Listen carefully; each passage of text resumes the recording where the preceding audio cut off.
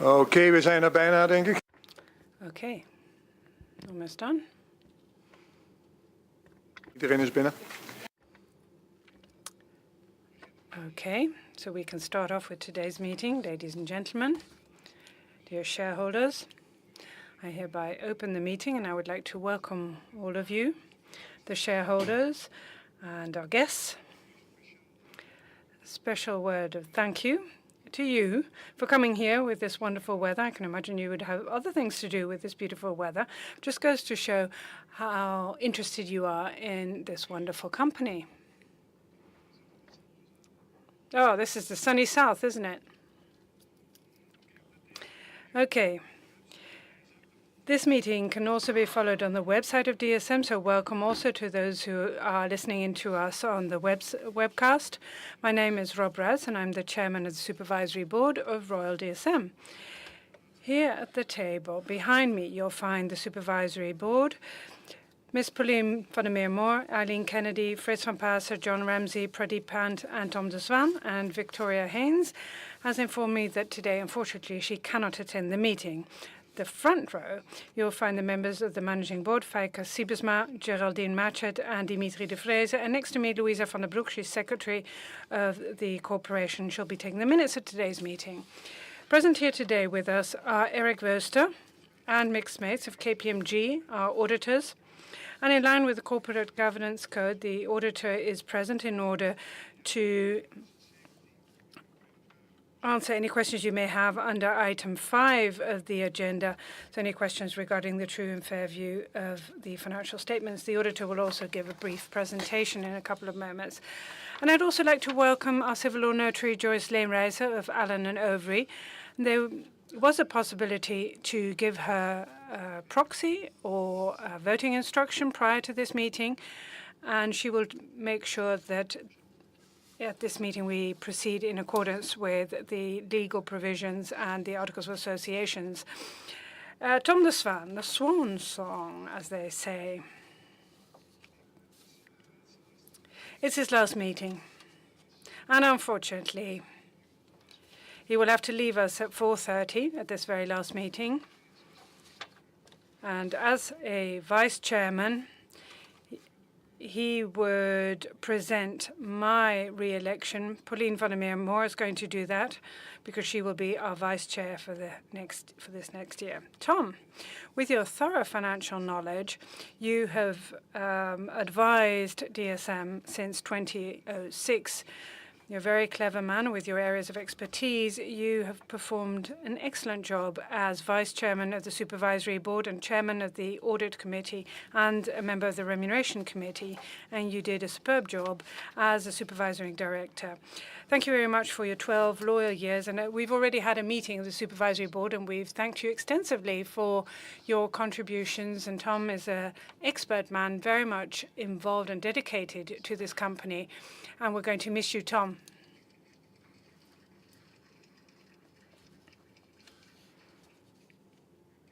You've been able to take cognizance of the agenda and the explanatory notes and other documents that were made available on the 27th of March 2018 on the corporate website of DSM. The record date was Wednesday, April 11, 2018, in accordance with the date established by law of exactly 28 days prior to this meeting. I confirm that the invitation or the notice convening the meeting has been published in accordance with the legal provisions and the Articles of Associations, and this meeting can take due decisions. In order to make sure that this meeting proceeds as efficiently as possible, as last year, we will try to group questions. So we'll deal with a couple of points first, and then we will open up the floor for further questions. Now I'd like to draw your attention to the following. Please pay attention to the emergency exits here in this room. Emergency exits have been indicated with green signs, and please, if we need to leave the building, follow the instructions of the DSM staff. The language of the meeting is Dutch, and should you wish to do so, you can always ask questions or make comments in English. Ms. Matchett will be answering in English. There's simultaneous interpretation into English and into Dutch, and we have headphones available for you. For those the Dutch language and don't have a headset, Yet there is simultaneous translation into English and vice versa. The headsets are available at the entrance of this room. It's possible to raise questions using the English language, which Mrs. Matchett will also answer in English. Ik wil u voorstellen. I would propose that, as usual, when we deal with the agenda items, that each speaker in a first round gets the opportunity to ask a maximum of 3 questions. And please don't ask any sub-questions. Be fair. 3 questions, and then you have another opportunity to raise another 3 questions. In the second and third round, again, we can ask questions. That way, everybody will have the opportunity to ask questions. We don't want the meeting to be monopolized. At this meeting, we'll be voting with an electronic voting system. The Secretary of the Corporation will be explaining the procedure in a moment, and she'll be leading the votes. Please switch off your mobile phones. And I'd like to point out that at the meeting, you are not allowed to make any audio or video recordings. Oh, he's just leaving the room. For the benefit of the minutes, we will be making an audio recording of the meeting, and the meeting will also be recorded on the web and posted on the website of DSM. At the meeting, in the lobby, we have coffee, tea, and drinks available for you. And there's also a television screen in the lobby, so that if you want to enjoy a cup of coffee, you can still follow the meeting. Please don't bring any cups or glasses back into the room. After the presentation by our CEO, Mr. Siebesma, I will inform you how many shareholders are present and what the capital is that is entitled to cast votes at this meeting. Before we start off with the agenda, I'd like to draw your attention to Stephen Gonsalves. Safety is a constant core value of DSM, and during his work as a contractor for DSM, he lost his life in Augusta, the United States. His death just highlights the fact that DSM can only be successful if everybody who works for DSM returns home safely at the end of the day. I'd also like to take a moment to refer to Peter Elferink, who died this year. He was CEO of this wonderful company from 1999 to 2007. And when he was CEO, we laid the foundation for the current DSM. Just a moment of silence, please. I shall continue with the meeting. As indicated, we will be clustering the items on the agenda, which means that we'll be dealing with item 2, 3, and 4 of the agenda, and subsequently we'll be giving you the opportunity to raise questions or make comments. So now I'd like to proceed to item 2 of the agenda, which is the annual report of the Managing Board for the year 2017. Before I give the floor to Mr. Siebesma, Chairman of the Managing Board, so that he can explain the performance of this past year, I would like to compliment him and DSM, all employees of DSM present here today, and also those who are not present. I'd like to compliment them for the performance in 2017.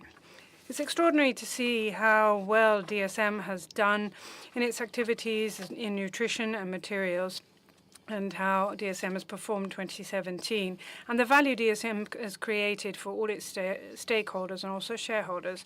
The performance of our company, led by Freike Siebesma, are being acknowledged and valued. In 2017, the share price developed from 56.96 euros to 79.67 euros, whereas the DSM share has now passed the threshold of 85 euros. It's not only at the stock exchange that the share is being valued. I'd like to refer to all the awards and prizes and recognitions DSM has received in 2017. Quite particularly, I'd like to refer to the fact that we rank second on the Fortune's Change the World list, and the very special ranking of Feike Siebesma on the list of 50 world's greatest leaders. Congratulations, Feike. The world and DSM can benefit from his extraordinary leadership.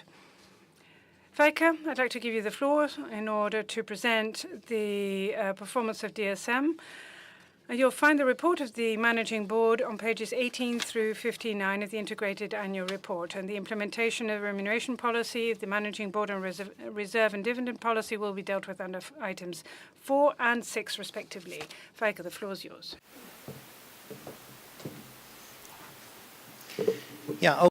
Yes, also on my behalf, welcome to you all here today. Indeed, given we've got such wonderful weather, it's really good that you've taken the time to come here to listen to me and DSM and to ask questions. Now, I do suppose that this morning you all woke up cheerfully and optimistically. I hope you've had a good lunch, but I do hope you're starting off with a good breakfast. I'm sure you all look to Holland Bakes. It's a TV programme.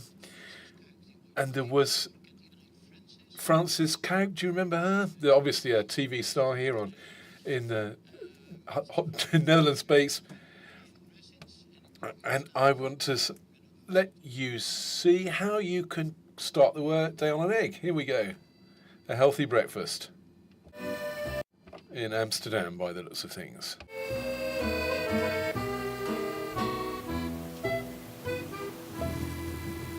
I'm really excited today, as today I'm going to get to meet with a DSM colleague who became pretty famous here in the Netherlands when she was a runner-up in one of our baking TV shows.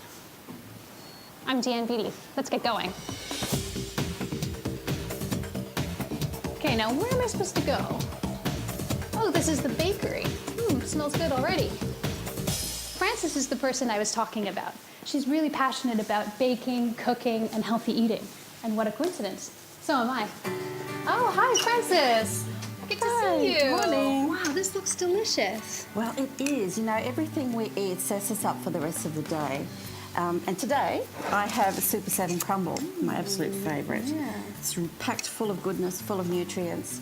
If you serve it with a bowl of yogurt with the DSM cultures and enzymes, fresh fruit, and you've got a kickstart. Frances, can I have a little bite of your Super yes, 7 crumble? absolutely. Oh, wow, that looks so good. Thanks. It's good, Very isn't good. it? I'm trying to eat healthy, but I want to really enjoy my food still. What's the trick there? The trick is 80-20. 80% healthy, 20% a little less healthy, and never skip breakfast. Okay, that's clear. We've got to start the day right. Got to start the day right. Hey, good morning. Oh, hey, Boca, join us. Hi. So, we've just been talking about healthy breakfasts here. Can you tell us a little bit about what DFS offers for healthier food? Yes, definitely. Look, cheese is made from milk. And to turn it into cheese, you need a culture, which we provide to the industry. Very nice role here. Enzymes are used to make a nice crust and a nice crumb. And if we then move to the great yogurt that Frances made, we can help to reduce sugar in yogurt with our Maxilact. Oh, okay, so that's a bit healthier. And what about how all of these ingredients are made? Can you tell us about that? Yeah, if you look at the cultures and the enzymes, one common theme is the fermentation. Come, I'll show you. So welcome to our new biotechnology center.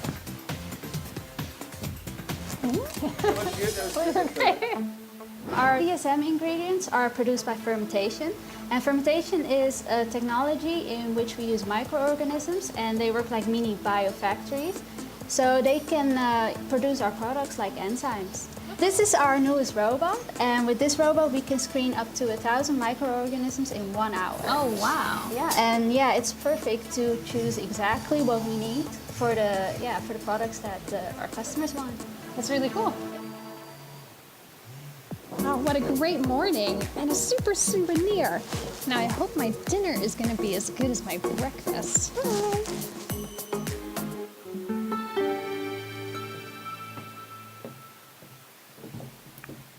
Goed, het gaat. Okay, that's the secret of good breakfast, which doesn't start in Amsterdam, but in Delft, as you've seen. So could I just take you now through what we've been doing over the last year, and then have a quick glance into the crystal ball for the future. DSM today, that's what it looks like for all the faithful shareholders who've been here year in, year out. You will have seen this whole thing change, because now we've got animal nutrition 1/3, human nutrition 1/3, and specialty materials 1/3 as well. Sales last year, as you can see on screen, up 9% to 8.6 billion, EBITDA 1.4 billion, up 15%, ROCE, return on capital employed 12.3%, up 190 basis points, net profit tripled, and that's including Patient, of course. The dividend, of course, depends on your vote today, but if you agree, it's up 10 euro cents a share. And total shareholders' return, as you could see, last year share price went up 39%. So if you add the dividend on that, it's 43%. 44% of our sales come from emerging economies, 20%. 21% of sales are innovative products which we've introduced over the last 5 years. So you've really got to run to keep pace here. Look at our workforce, 25,000 people. We've got 75% engagement. Our strategy is aligned with the Sustainable Development Goals. That's us in short. And those of you who've been here for hundreds of years, I don't know if there's anybody who recalls this who's still in the room, but coal mining, few people recall, but petrochemicals for sure, and life sciences and material sciences, that's where we are today. So you would have seen the changes that we've moved. Strategy 2018, well, we've been driving profitable growth. We've sold a lot. Melamine, pharma, elastomers, all of that. And we have tried to show that between 2015 to 2018, our portfolio is going to change radically and going to be stocked with what we believe in. And that's what we've done over the last 3 years. We've looked at global trends and shifts. And what we want, of course, is growth. But we have to focus on cost and productivity and capital efficiency, ROCE, in other words. The 2018 targets were EBITDA, earnings before interest, tax, depreciation, and etc. High single-digit percentage, that was the idea, and annual ROCE also growing fast. Our strategy is well aligned with worldwide trends, the UN SDGs, the Sustainable Development Goals. It's not that we can tick every box here of the 17 SDGs, but we can contribute to these 5, especially health, nutrition, climate. We can contribute to all of those. So over and above our financial targets, we also have sustainability aspirations. We've got Eco Plus, People Plus, Brighter Living. 65% of our products by 2020 will be contributing to brighter living solutions. Moving on to greenhouse gas emissions, we are hoping for an improvement by 45% by 2025, down 26%.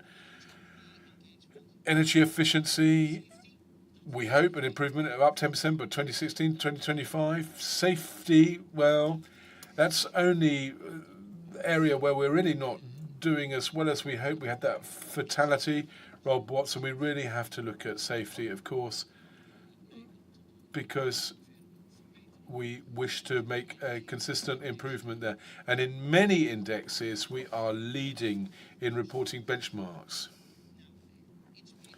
Now, going into things in somewhat greater detail, in 2017, growth. Well, as you can see, organic growth up 9%, much faster than the market which we're operating, both in nutrition, animal health, human health, and our other areas as well. So that's 3 years in a row. And people ask me, you're growing on a year-to-year basis. What's the secret? Well, the secret is everything. We're good at everything, says Mr. Sieversma, smiling there. All I can say is all of our underlying businesses contribute to our excellence in the marketplace. You can see that a large amount of the growth comes from volume, of course. Last year as well, we had a negative headwind from currency. Now you can see animal nutrition, human nutrition and materials. The first column you see the growth over the last year's 2011 to 15. then you can see the growth in the market, then you can see our growth, the company's growth in 2016 and 2017, and you can see that in all markets in which we operate over the last years, we are growing much faster than the market in which we operate. The top line, of course, I'll talk about first, and then I'll talk about the bottom line later. The costs, of course, what's very obvious is you sell more and it costs less, then you make more profit. That's pretty simple. And fortunately, that was our success. You can see adjusted EBITDA in 2015 was somewhat just over 1 billion, and now it's almost 1.5 billion. It means that ROCE, the return on capital employed, has increased. I could say that in 2015, it wasn't so brilliant, but since then, things have got a lot better. In nutrition now, we have profited from our focus and growth initiatives. We have a global network now. We have a number of central factories, 60 to 70 local factories, which are making the right formulations for our clients. We've got a number of small acquisitions to grow our global footprint, and a number of innovations. And also, we in DSM are more active in B2C. I don't know whether you know Culturel. Do you know Culturel? You should know Culturel. It's the top branded probiotic supplement in the world. In America, it's extremely well sold, but Culturel is our B2C consumer brand, in other words. Materials, all businesses growing well. Dynama, engineering plastics, resins and functional materials, all going well. We are selling sustainability to our clients. We are enabling our clients to make their coatings and paints greener, less emissions, to make electronics greener. Also, we make cars lighter. We really cover all the bases there. Our turnover is balanced over the world. Emerging economies, 44%, you can see. 35% America, 35% Europe, Africa, 30% Asia. We don't all our sales come out of high growth economies, emerging economies. That would be unbalanced. Innovations, look at that as well. 21% of our sales come from innovation from products that have only been introduced within the last 5 years. I think that is something that really is something we can be proud of. And of course, profit's one thing, or sales is one thing, but cost reduction is very important to do that in tandem. We've timed cumulative cost savings, and you can see what we've been doing in the graph on the right. And we hope that 2018 will be 275 million euros cost savings.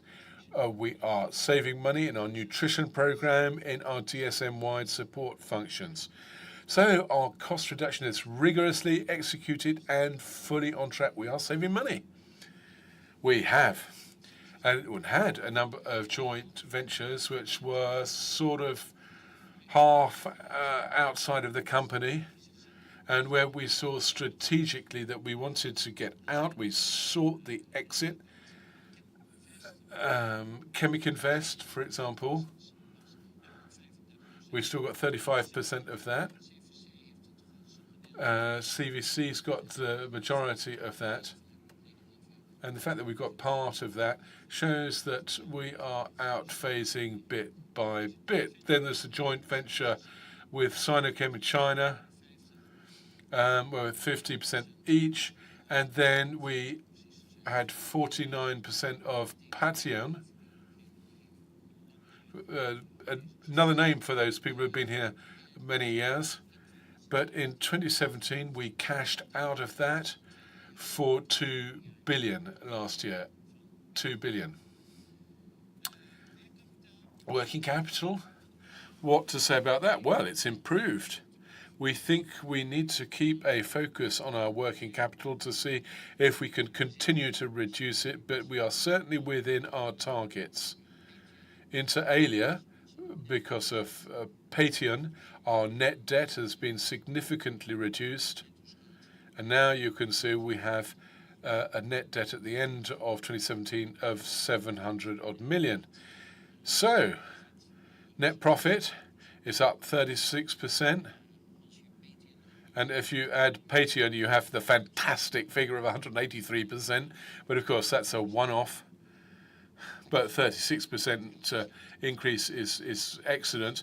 And earnings per share as well, up 35%, which is, of course, something that you as shareholders focus on.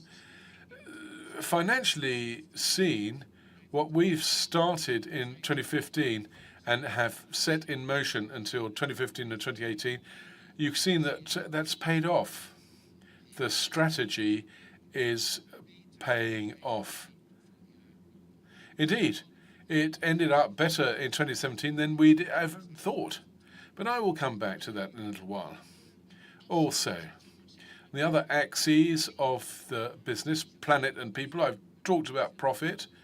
Let me kick off, if you will, with a short movie. At Royal DSM, we care about our planet and its people. Sustainability is the core value of our company. We focus on delivering science-based, sustainable and scalable solutions that face up to the challenges our world faces today and benefit society. We work on making better nutrition affordable and available to all. We tackle climate change and advocate climate action.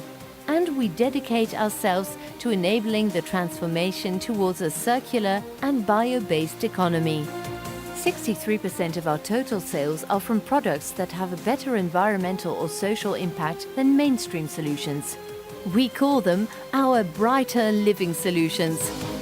That's what we do, that's who we are. Using our bright science to create brighter lives for people today and generations to come.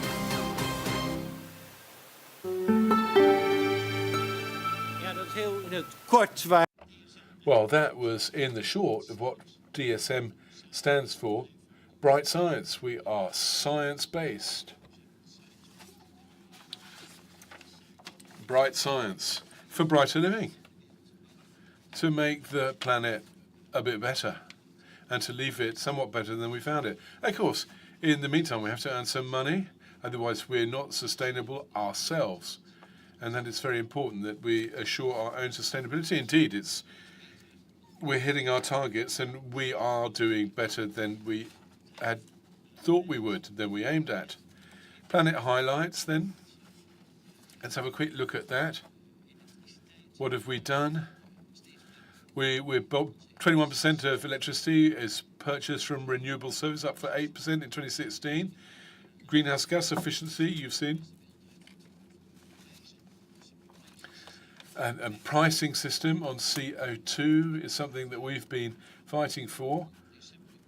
The Macron summit in Paris gave me the opportunity to say where we stood here. And I think in the future, CO2 emissions are going to cost companies a lot of money. And so that's going to incite greenhouse gas efficiency. And I think we'll profit from that financially as well. But our products as well. We're not only trying to reduce our own emissions, but as we say, we're trying to enable our customers to reduce their emissions and to increase their sustainability. We are selling sustainability with our products.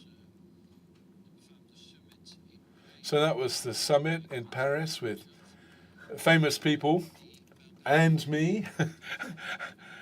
And I was given the opportunity to say a few things about pricing of CO2 emissions. As I say, it's going to happen, I believe. The outside world is well aware of what we're up to and gives us the necessary recognition. The transition to a low-carbon society is inevitable. We're going to have to do that. If you read the newspaper every day, and you listen to climate change because of climate change, because of climate change, it's something that crops up everywhere. So everything is going to have to change. Of course, climate change is going to impact on all of us, and it's already having a daily impact on the Netherlands. Now, in the Horn of Africa, the 120 million people, if they contribute to improve climate change, well, that would be good. But the point is, in Bangladesh, that all the people who are living there can't live because it's too wet. And in the sub-Saharan Africa, there are millions of people living there who cannot survive there because it is too dry. Now, up to now, we've had a few million refugees in Europe, but there's a potential of hundreds of millions of people who can no longer live where they live right now because of the climatic conditions. And we can't say that those people have to foot the bill for climate change because they didn't cause it, but they are suffering on account of it. So it's something that we have to look at in our own climate, but also we have to try to decrease the tension worldwide here. I think it's very important not only to look after yourself, but you have to look after the world as a whole. You are part and parcel of the world, and you have to shoulder the responsibility. And that's what DSM attempts to do with our own operations and with the products that we market and develop. Well, it also means caring for people. Well, you've got to care for your own people as well. If you look at employee engagement index, that's 75%, up 4%. Also diversity too.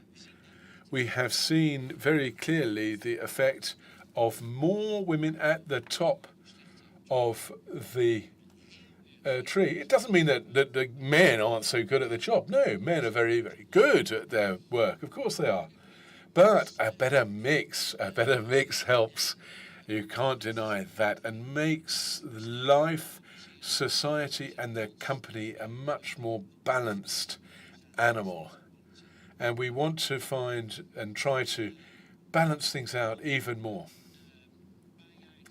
Over the last years, we've changed a lot in our organization. We have got a 7-man executive committee helping the managing board in order to have shorter lines of control and better implementation. We've got leverage support functions. We've built strong leadership teams around the world. We find what's really important: one culture, agenda, external orientation, accountability, collaboration, inclusion and diversity. All of this is absolutely vital. You've got a good idea of what's going on. You can change things, you can help to develop people, and then you get results. Now, in the last year, what have we been up to in projects? Well, we have tried to show, and successfully so, that PPP, People, Planet, Profit, go hand in hand together. In one of the high points of last year, certainly for me, was an emotional high point for me. Over the last 10 years, we've been given food aid. We started 11 years ago with the World Food Programme of the UN.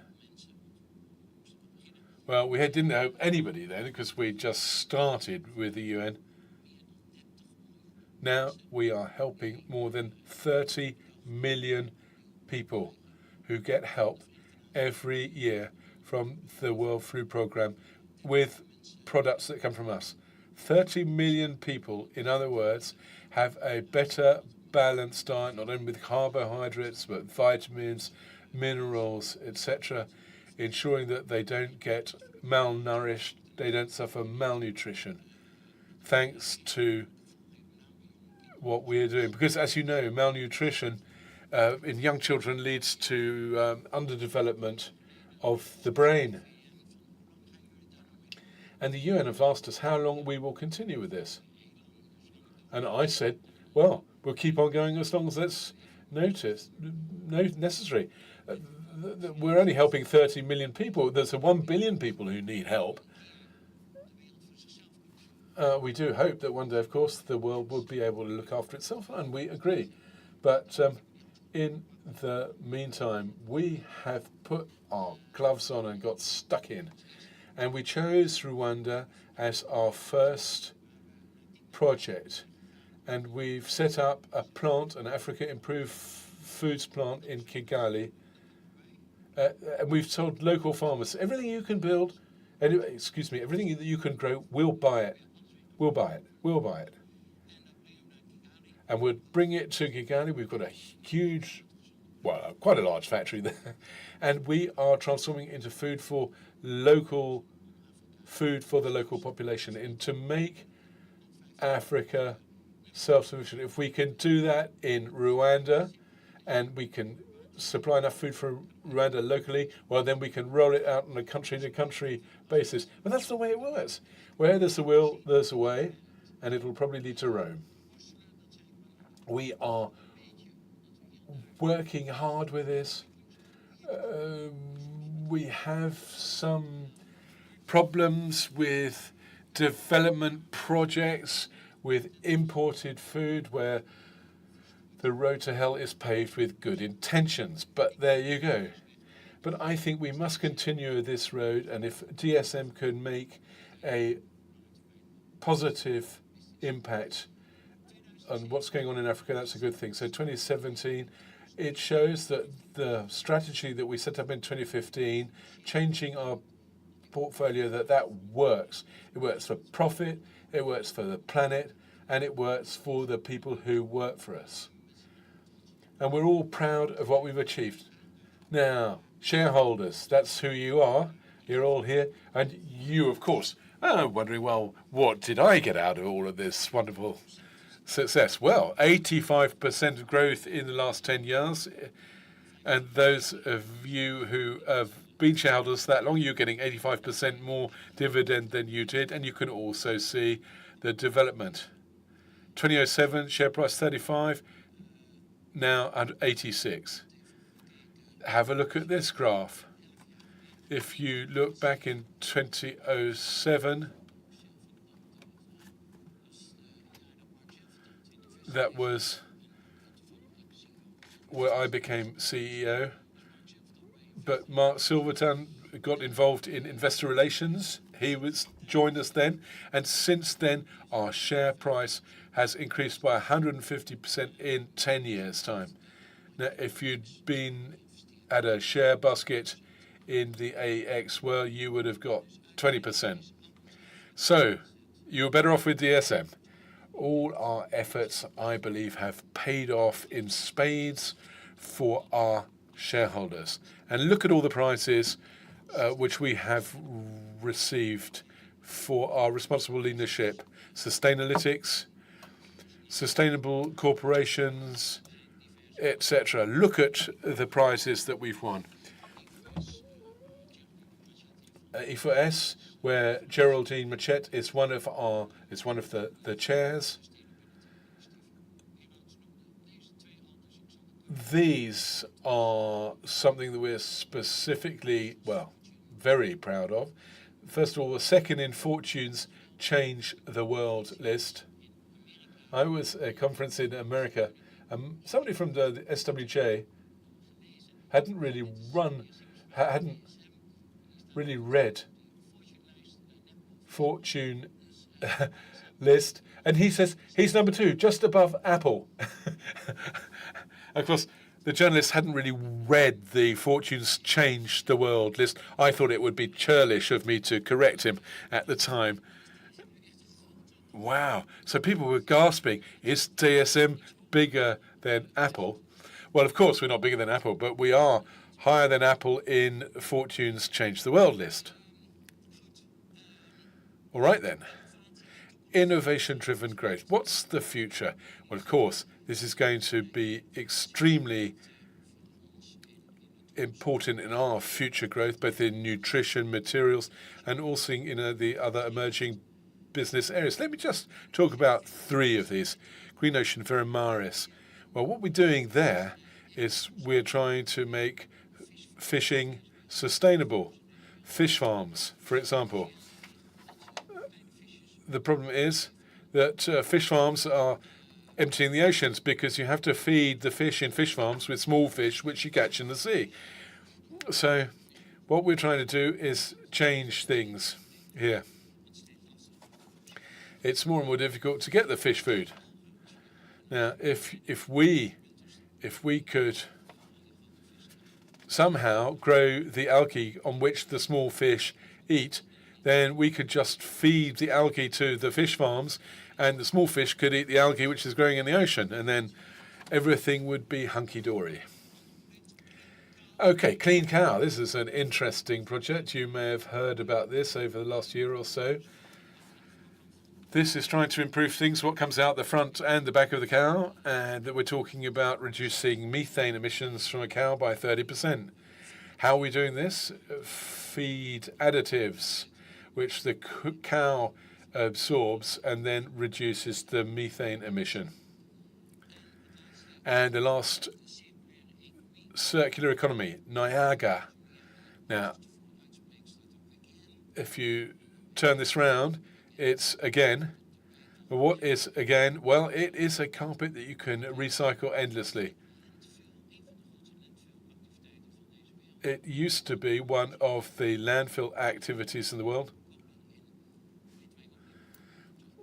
The Americans just dump carpet. There are mountains of dumped carpet in America.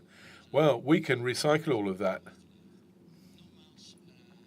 So, as I was saying, I think we've done very well. In 2018, we kicked off extremely well in Q1. Yesterday, we came out, Geraldine Machette published the official figures of the company, and we said that the figures are better than we thought. We have already achieved our targets for 2018. So we are bringing our strategic review, advancing it, and mid-2018 we're going to do an update of that for the financial markets. Around about the mid of the year, about 20th of June actually will be our Capital Markets Day. You can read the highlights, from here. But anyhow, that was a very short summary of what we've been up to in Q1. I think the ship DSM is on course. We can be very proud of what we're doing. And I'm very proud of our team. And I thank them for their support. Thank you very much.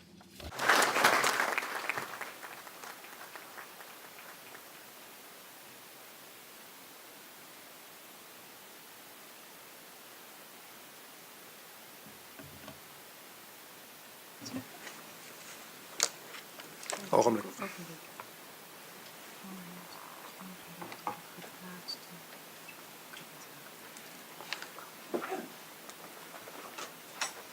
De notaris schrijft in. The civil law notary is intervening. Heb je het begrepen, mag je het ook zeggen. Oh, Oké. Mr. Rauser promised to inform you of the capital represented at the meeting. And we have, at the meeting, 1,256 shareholders present or represented at the meeting. In total, they are representing a capital of 144,315,361 shares, which is 65.96% of the subscribed capital that is entitled to vote. I can inform you that the civil law notary has received a number of proxies and voting instructions, and they concern a total of about 125,801,957. It's not approximately, but it sounds pretty accurate. 87.17% of the capital present here at the meeting. These votes have now been incorporated into the electronic voting system. Thank you to the civil law notary. Let's continue with item 3 of the agenda, implementation of the new Dutch Corporate Governance Code. The Dutch Corporate Governance Code has been completely revised over the past few years. DSM has been subscribing to the principles of good corporate governance as explained in the code for years, and also the concepts of long-term value creation and culture. I'd like to refer to the strategy of DSM for 2018 called Driving Profitable Growth, and DSM's culture as reflected in the mission to create brighter lives for people today and generations to come. We've taken a thorough look at the new code, the intention being to implement all best practice provisions wherever they are applicable to our business. And it turned out that we, by and large, complied with the new Dutch Corporate Governance Code. We have adjusted the rules and regulations of the Managing Board, Supervisory Board and committees, and we've implemented that, and we've also adjusted the Articles of Association. The proposal to amend the Articles of Association will be put to your vote under item 14 of the agenda. We also extended our risk management activities as explained in the chapter Risk Management in our annual report 2017, pages 112 to 116, where we explain long-term value creation and the role corporate culture plays in that respect. The corporate governance structure of DSM with a two-tier management and executive committee has also been explained and described in detail in the annual report, and so DSM complies with all best practice provisions. Item 4 of the agenda before we proceed to questions and comments.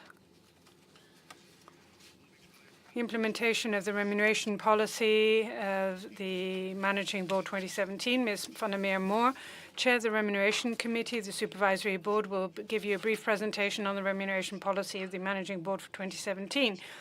This presentation is based on the information regarding the remuneration policy that you've been able to find in the remuneration report and the explanatory note to the financial statements. After her presentation, there'll be an opportunity to ask questions. Ms. van der Meer-Moore. Thank you very much.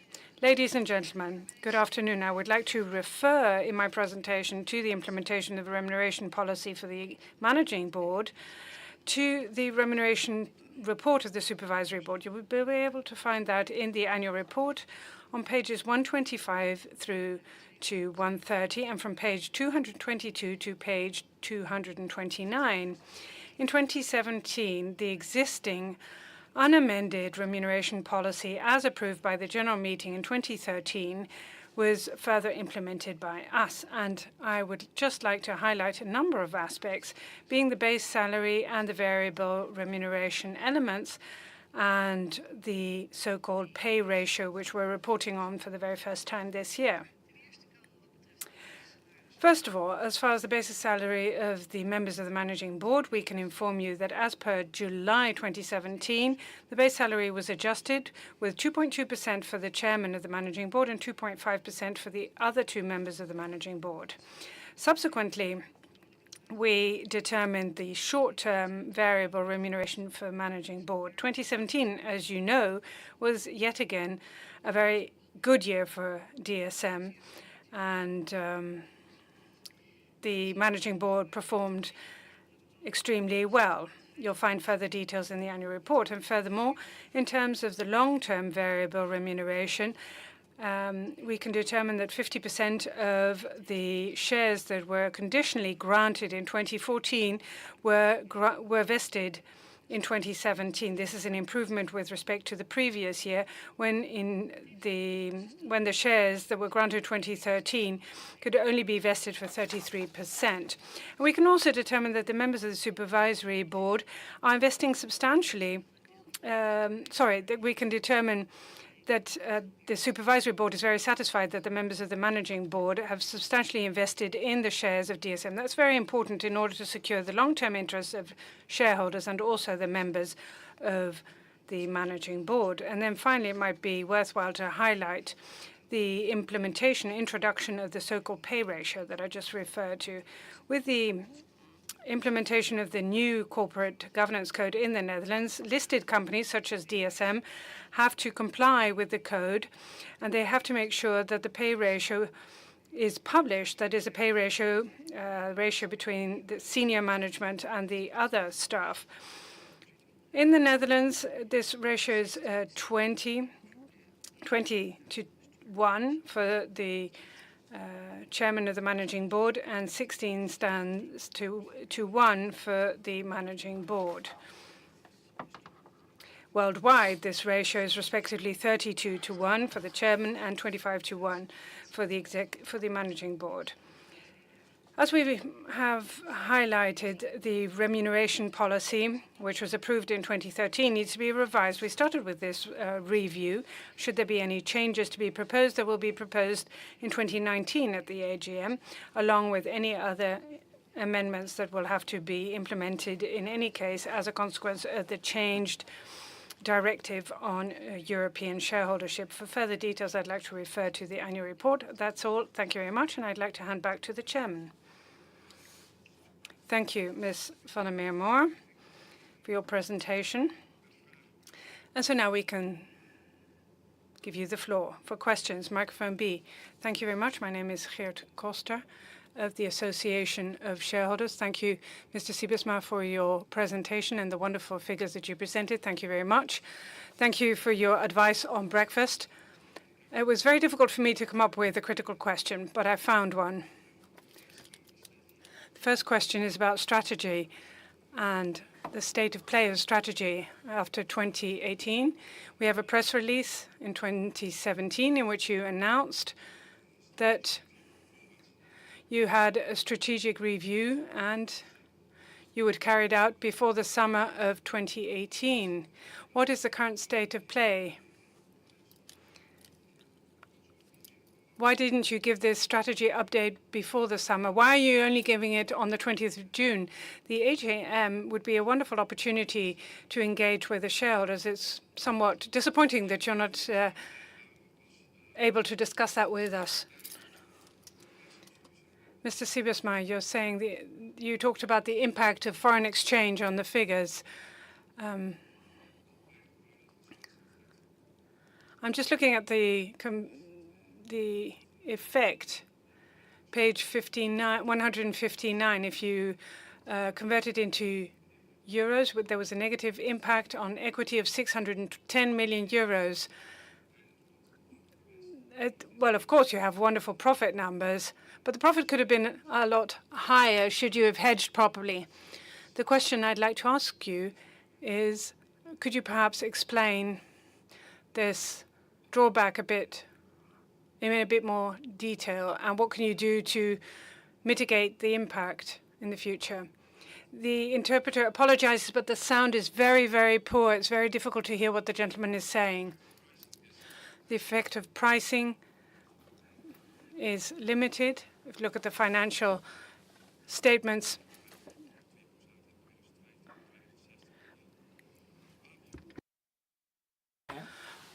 why is it so difficult to implement price increases at DSM? And do you see any possibilities in the future? Do you see any room for improvement? The interpreter apologizes, but there was a problem with the sound. Mr. Routs, thank you very much for the questions. And I think, in part, the CEO will answer the questions and the CFO will also answer part of the question. Yes, thank you. Thank you for taking the trouble. Well, it was very difficult for you, I understand, to come up with a critical question, but you've succeeded, and I'm glad you have. Well, yes, it took you some trouble to find these critical questions. I thought you were going to compliment us on our strategy and that we decided to update you earlier. I mean, you were the one asking the question, but anyway, But yes, we have a planning in November 2018 to give an update on our strategy. That was the planning. And since by the end of 2017, we knew we were going to achieve the targets of 2018, we said we can move it forward before the summer 2018, and we stuck to that. So now we've planned the update for the 20th of June. Could we have done it even earlier, even sooner? Well, anything's possible, but we're already proceeding rather swiftly and expediently. But it also means that you have to take some time to reflect on what to expect for the next year. You have to make some calculations. We're talking about 250 locations worldwide. We're talking about many, many different divisions and business units. And once again, we were already achieving our targets. We no longer had any targets. So we had to take some time to sit back and reflect. And of course, you don't do that as a managing board on your own. You do that with the supervisory board as well, which means that you need a number of meetings with the supervisory board to reflect on matters. And of course, that takes some time, but I understand what you're saying. It would have been even better should we have given the update last week, and then we could have engaged with you at this meeting. I hear what you say. But, of course, we can always discuss matters with our shareholders at a later point in time. June 20th, well, we also invite a number of major shareholders to discuss. Dave Housings here of Investor Relations here is on the first row here. We have all sorts of road shows as well in which we engage with our shareholders. So just be patient for another month, and then we will engage with you. As far as organic growth is concerned, 9%. And what I mentioned, a limited Forex effect, and I was referring to sales. We saw an effect of 1%, 9% organic growth, 1% negative impact on sales because of foreign exchange. I call that limited, or 1 as compared to 9. And indeed, the 9% organic growth, 7% was from volume and 2% from price increase. Now, I myself am quite pleased with the fact that we get most of our organic growth from this. I mean, of course, you can grow by increasing your prices, but then you would also always be vulnerable to a certain extent. So I'm very glad that most of our organic growth comes from volume and not from prices. Why is it so difficult to increase our prices? Sometimes we operate in competitive markets, and perhaps I should add, on the other hand, we are growing rather rapidly. We are outperforming our markets, and we are doing that with a slight price increase. Of course, you could also have thought, well, if you outperform the market in which you operate, you may be extending your market share, that may be to the detriment of your price. In our case, we are operating with a slight increase of prices. I'm the last person to compliment DSM itself, but anyway, I thought we were doing pretty well. I think it's very difficult to grow very rapidly in volume and at the same time also increase your prices rather drastically, and to say to the competitors, you've got to give us your market share and we're going to sell the products at a higher price. That's tricky. Now, Geraldine, hedging and foreign exchange. Everyone.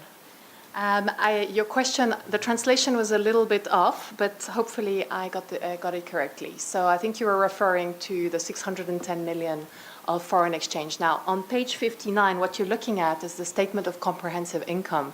Now, that's actually converting the balance sheets of all the companies we have around the world back into euro.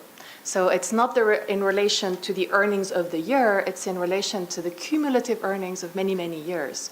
Now, very few corporations actually try to hedge this position. It would be extremely expensive and also generally very inefficient, so unsuccessful. If I put it into context, that 610 million of foreign exchange actually relates to 7 billion of equity.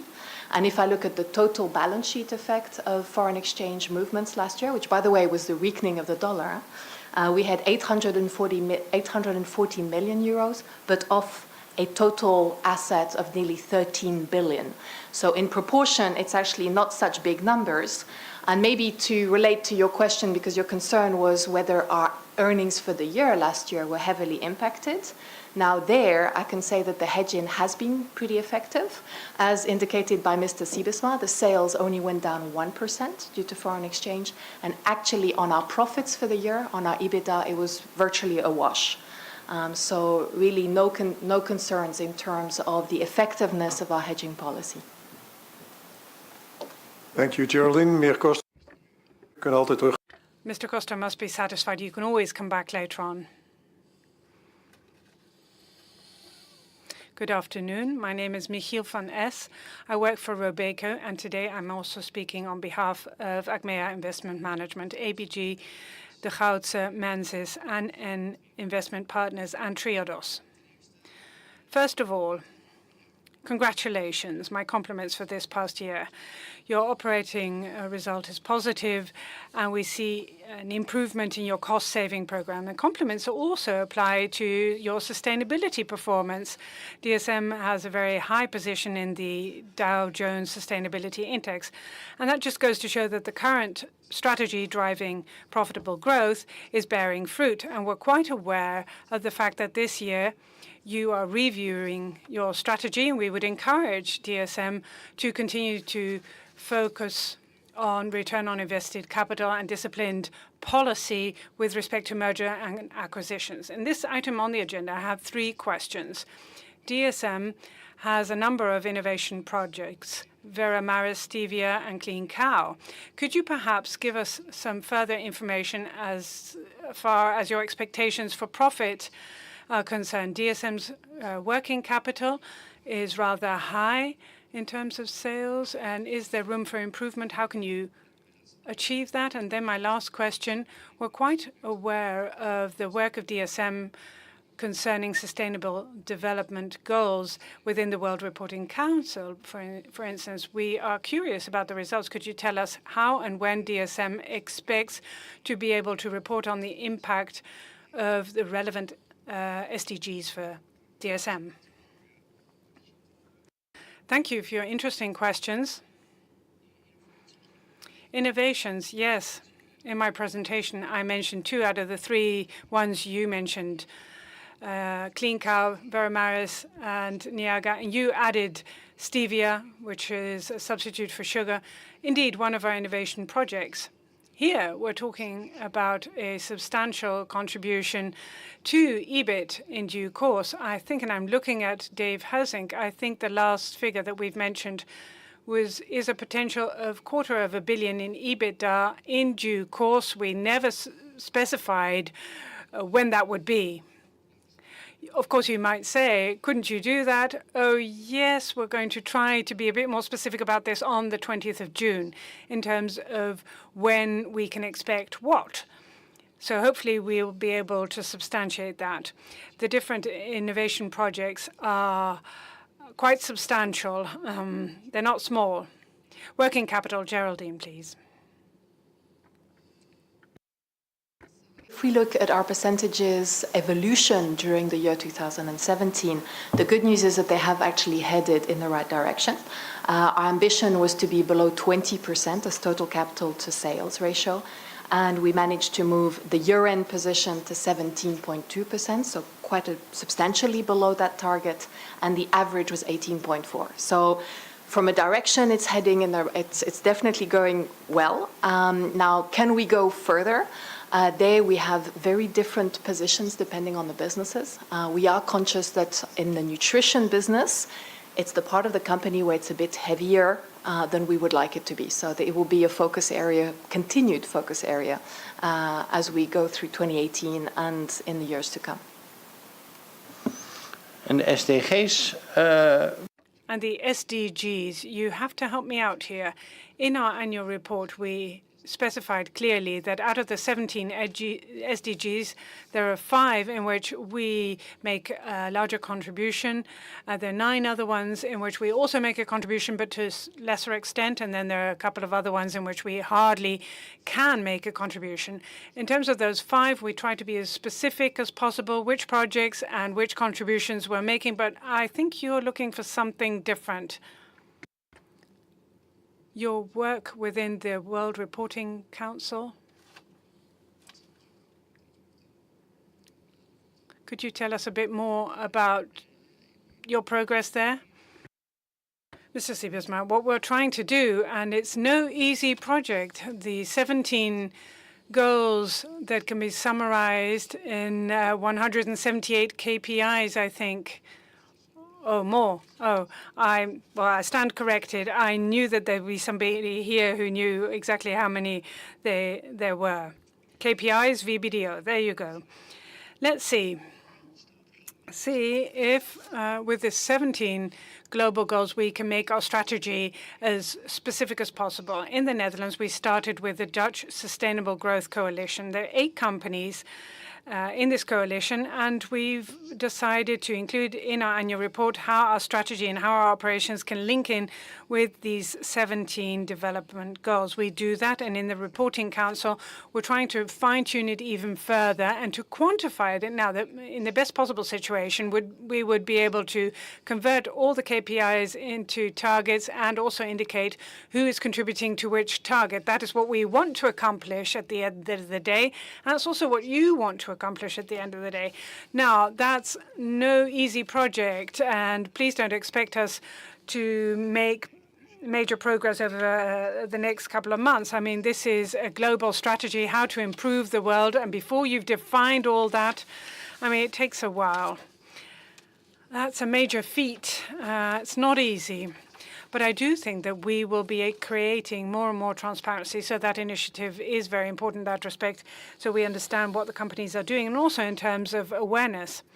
We can also inform you that working capital is something that we review quite regularly in the supervisory board, so we do pay attention to that. Mrs. Stevenson. Thank you, Mr. Chairman. Stevenson, the Foundation for Protection of Investors. Mr. Chairman, you're a bit ahead of me. Perhaps I can speak on behalf of the shareholders. We would like to congratulate Mr. Siebesma with the fact that he's the only Dutchman on the list of the 50 leaders on Fortune's list. Thank you to everyone for their dedication and the performance. Now my questions. Pectin problems. You said that we can't ask any sub-questions or hidden questions in the main question. We do have a couple of questions about pectin, but perhaps we can just start off. And I would assume that you would be prepared to explain a bit more on this. Well, Mr. Stevens, you keep trying, don't you? Why don't you try? But you can always come back, and I'll be interrupting you at a certain point in time, and we'll be answering your questions. You know, just as I do, that there have been some issues, so that might be sufficient. Now, very favorable prices on the back of problems in the supply chain. Once the problems have been overcome and when the market recovers, when do you expect the problem to be overcome, and when do you expect the market to recover? Because when you're in the midst of a problem, the market will grow, and when the problem is over, the world has changed. So what are precisely your plans with materials? It has been said before, splitting or separating DSM. Well, we have all these different methods of conducting analyses, and we thought, well, what will we compare DSM with? BASF is what we thought.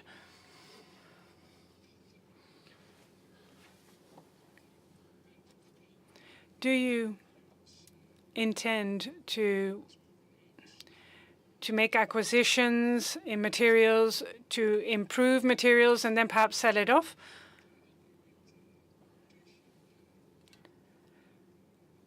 You may be able to make a wonderful acquisition in nutrition as well. Those are our first questions, Mr. Chairman. Thank you for that.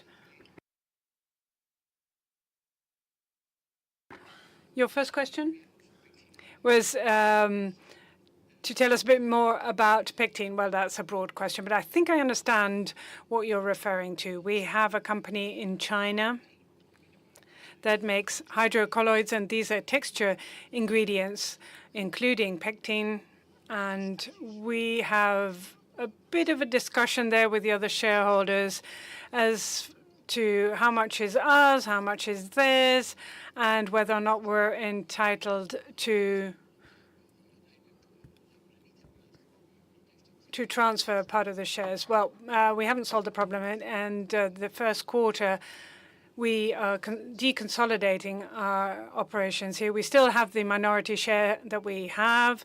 We haven't been able to acquire majority shareholding, not at this point in time. Of course, you can't rule out anything in terms of the future, and that still means that how much in total? 29%. We still have 29% of those operations and under Pectin, and the other shareholders have the remainder. And in the first quarter, we deconsolidated that. We have a turnover of a bit more than 10 per quarter and EBITDA of just under 5 per quarter. So last year, that was part of our results. This year, not. But in terms of ownership, we still have the same we had last year. We have a bit of discussion about that. We'll have to wait and see what happens in the future. Yes, but that is the issue here, deconsolidation. We hadn't expected that. We would have expected that you would have purchased the other shares and would have acquired the rest. So then we started wondering what was going on. Mr. Siebesma. Well, I don't really disagree with you. That's what we had expected as well, to be quite honest, which is why we had more or less consolidated it, because we thought that we sort of earned it all. But it's a complex country at the end of the day, China. Not everybody agreed that we had it, but our legal experts and our most senior legal expert is here at the front row. And, well, anyway, they reached the conclusion that you could also see it differently. So, in conclusion, we haven't finished our discussions with the other parties, but then, you know, there are accounting rules, and if you're in a tricky situation, at some point in time, you may want to say, okay, you've got to deconsolidate it. You have no basis to keep it consolidated, so we said, okay, as per this quarter, it is deconsolidated. That doesn't mean to say that we're going to stop talking to the other parties. We have to wait and see. Can I add, can I say something more than that? I don't know. So it could still be consolidated. Absolutely, that is possible. But it is an interesting country, and of course, you never know. But it is possible. What's more, that's what I would wish for. The supply chain. I think you are referring to vitamins issue. Yes. Yes, one of our competitors has left the employment with the company, left the company, how should I put it? Left the company. And so the factory or the plant, vitamin A and E, is not working, and so all of a sudden, there are shortages in the market, and prices have increased quite substantially, and we're benefiting from that. And for that reason, and Geraldine explained this to the financial markets yesterday, for that reason we said, okay, let's report clearly to the financial markets that since a competitor has left, the prices increased enormously, and so we have additional revenues or additional profit that we're making very visible. I would assume that the competitor will return at some point in time, and the prices may return to normal at some point in time. Of course, you never know, but we have to assume as much. But we want to be as transparent as possible that part of the additional profit that we're making in this quarter is related to this issue. So we tried to create as much transparency as possible in this respect. And then, you know, it's a matter of waiting and seeing. And you're quite right. If they do return, I would assume the prices would return to normal. But that doesn't have to be the case. I don't necessarily want it to be the case, but we'll have to wait and see what happens. But now, I mean, what about the market? And we think this is the effect of the first 6 months. Well, the first quarter is behind us now. The second quarter, we may still, you know, benefit from that situation. And then in the second half of the year, you know, very slightly. I I mean, I'm in charge of DSM, and that's quite a job, managing DSM, and I'm not in charge of competitors. So I have to wait and see what they're going to do. But this is the way we see it for the first 6 months in any case. Moving over to materials, you were comparing us with BASF. I don't think Dimitri is going to be very happy about that. You can't compare anybody with DSM, certainly not BASF. We're unique, and we will always be highly differentiated from other companies in the business.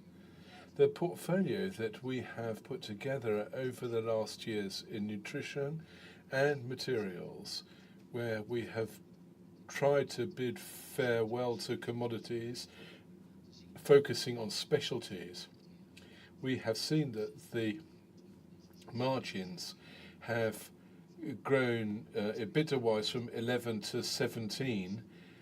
Specialties have contributed this, so our materials business is a good business.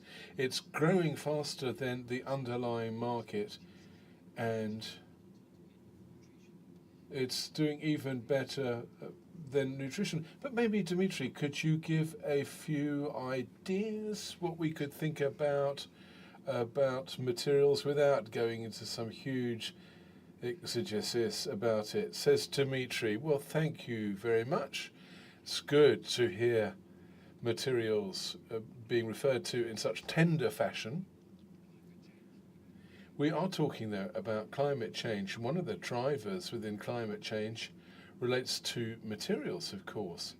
But also, when you see the trends there are in terms of new mobility and connectivity. How many people have got an iPhone? How much developments have taken place there? And Oppo, OWO, new mobility. Everybody's looking at me with their mouth aghast, but this is one of the biggest mobile phone producers in China. And 3 years ago, they weren't producing mobiles.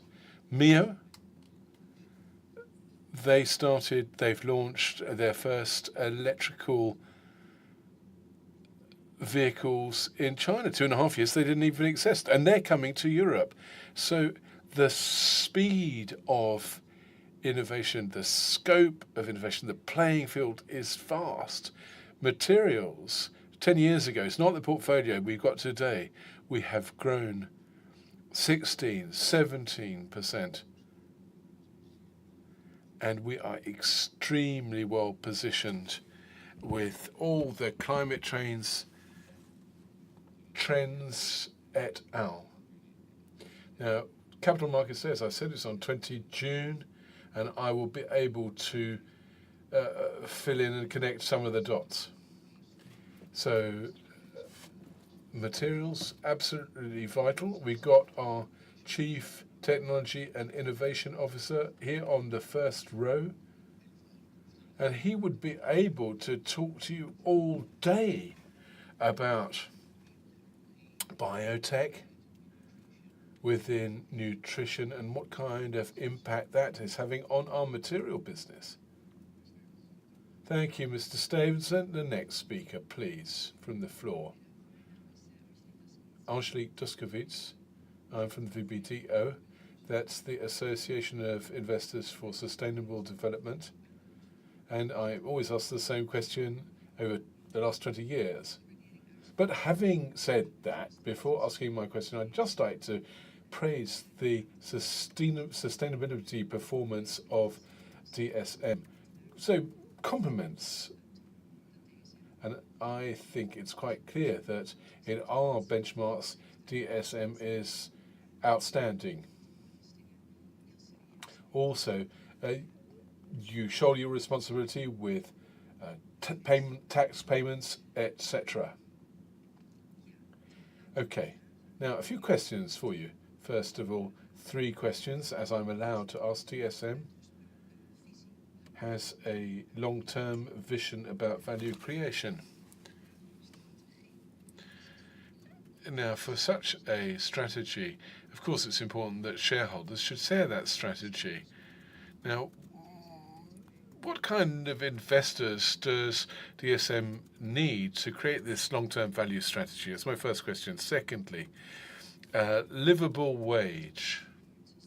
If you look at the total reward strategy of DSM, it seems that steps have been taken to improve and to standardize payment salary structures around the world. But have we really seen the impact on livable wages? Have you got a strategy of that? And could you make that more visible? Or how much you pay your own employees? Could you give us a vision of, for example, supplier strategies? Now, SDGs, Sustainable Development Goals, of course, you are one of the leaders there in terms of implementation. And we were very curious to know how you're going to extend and broaden that role in the years to come.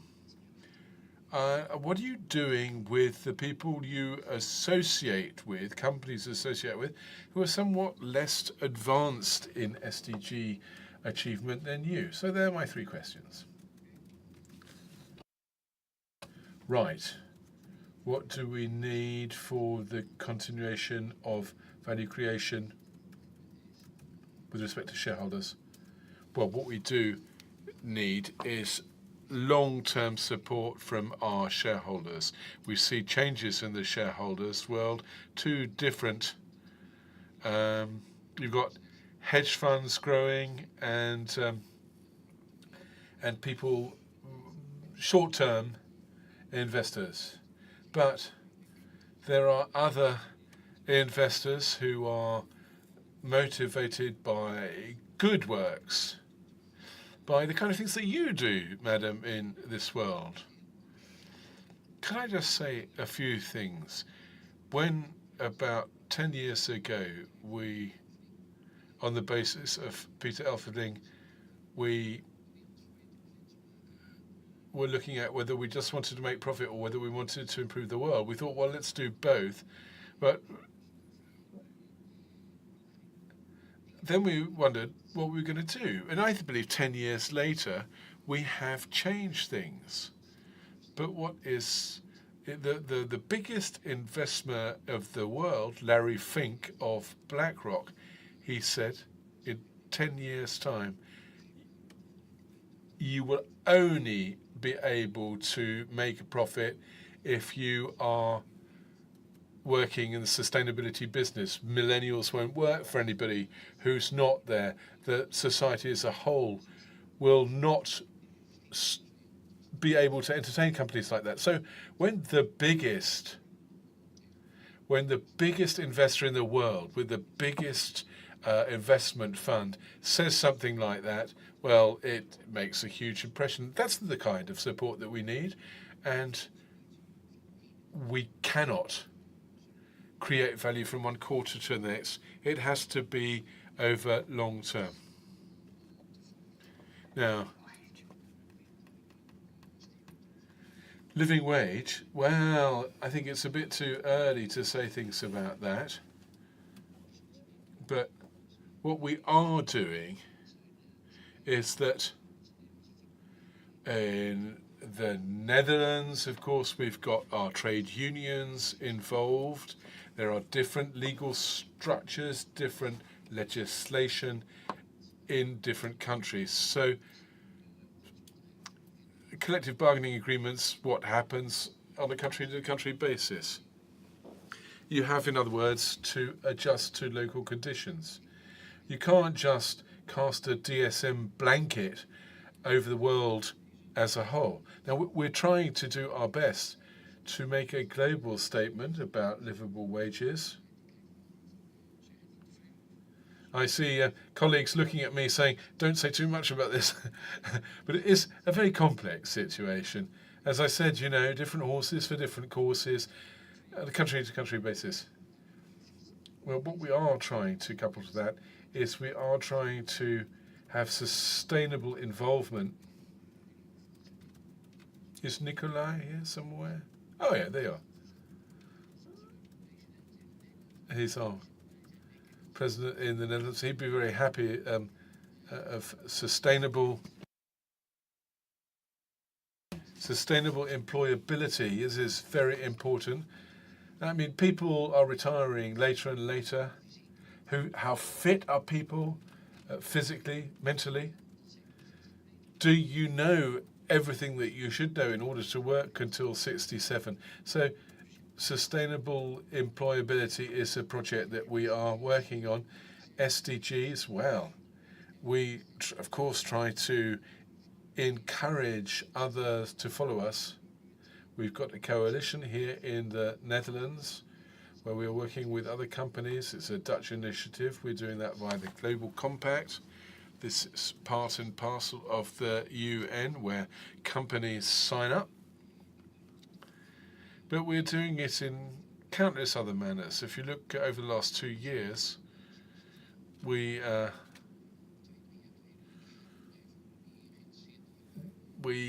managed to roll out a story which has got 1,200 companies involved worldwide. We are also a co-chair of the Climate Club. We've got a number of people setting out science-based targets on a voluntary basis, CO emissions. Well,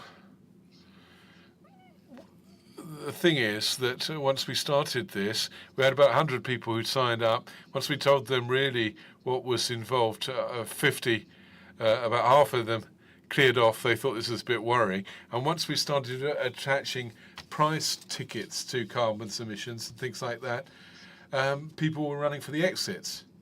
So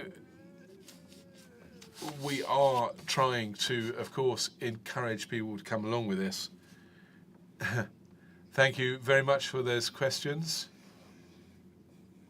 And I think, Volker, when you look at your supervisory board, we hope that there is sustainable employability for us too. Chuckles. Okay, good afternoon, Chair. I've had a look at this. It says the speaker waiving the integrated annual report.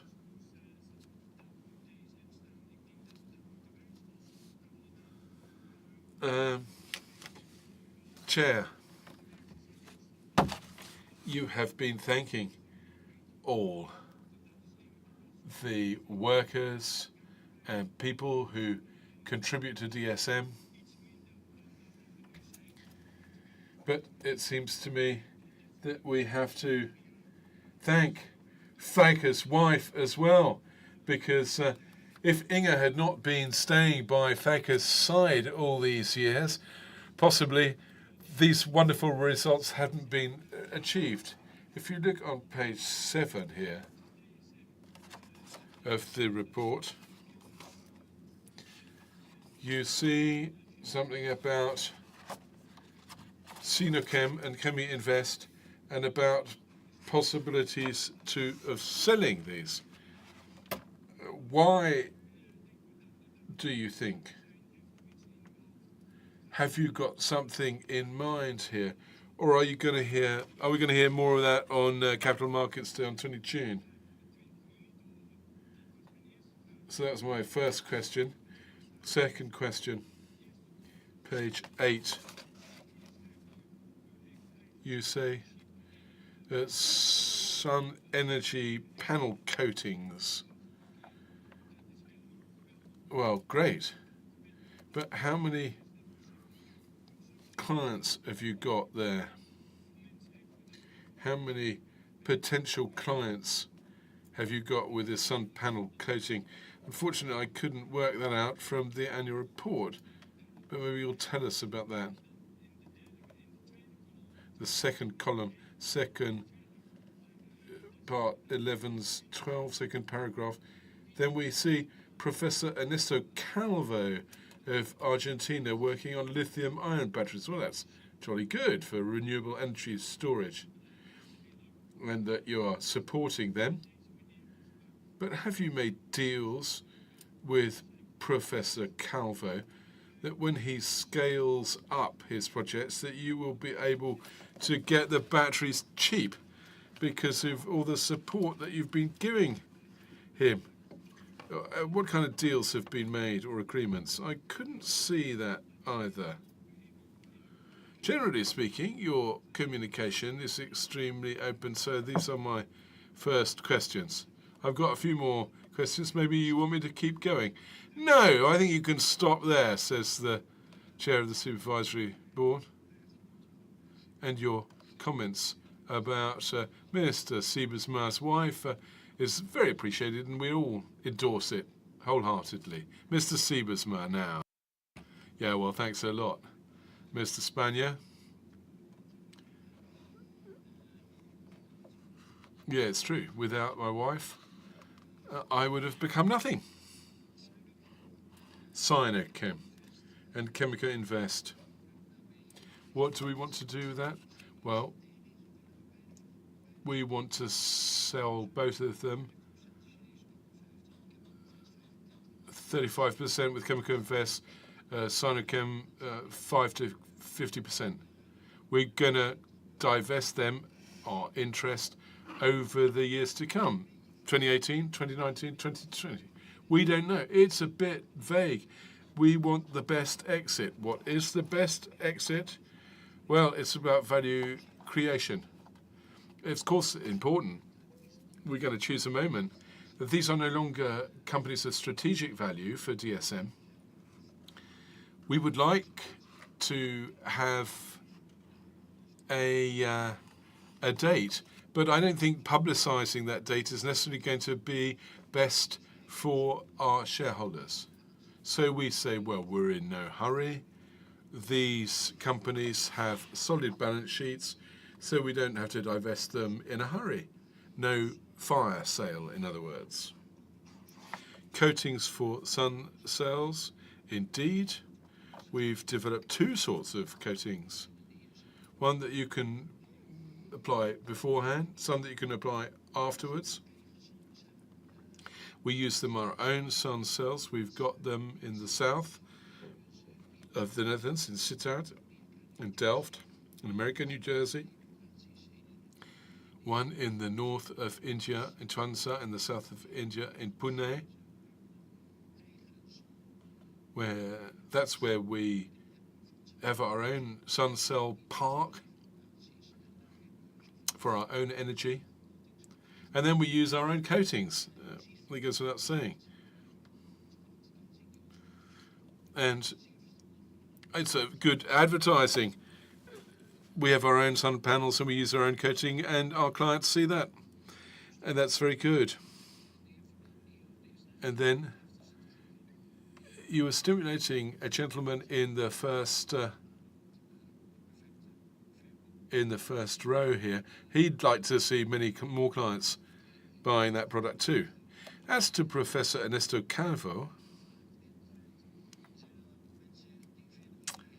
are there other people how you can convert and mix and match sun energy with innovations? We set up a prize for that. Millions of hits on our website. Tens of hundreds of ideas, and someone won that. An independent jury. And the person who won that renewable energy prize is Professor Ernesto Calvo. We aren't in the lithium-ion business, so we haven't made a commercial deal with this gentleman. So, but the thing is that what we were doing, and that was the point, was to stimulate innovation. You'll have another chance to ask more questions, Mr. Spanier. Somebody else. Yes, a lady who's an individual investor who takes this opportunity to thank everybody for their input over the last year, and I really hope that everything you're going to contribute to people's positive health in the future. And what I did miss something about collaboration between you and Philips and the TU in Eindhoven. I know that you had projects working with all these entities, and I'd be happy to know whether or not you're continuing those projects. Second question. You say that you've reduced costs, but have you reduced staff costs?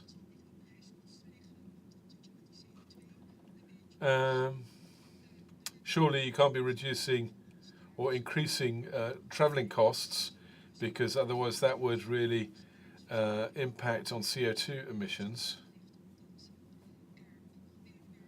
So it would be very interesting to know whether or not you have reduced your costs because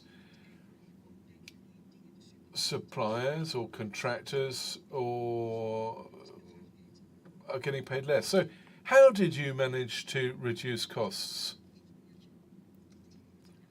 And how come that's all come about? And my last question, I read that in Africa, specifically in Rwanda, you have a project running and you set that out.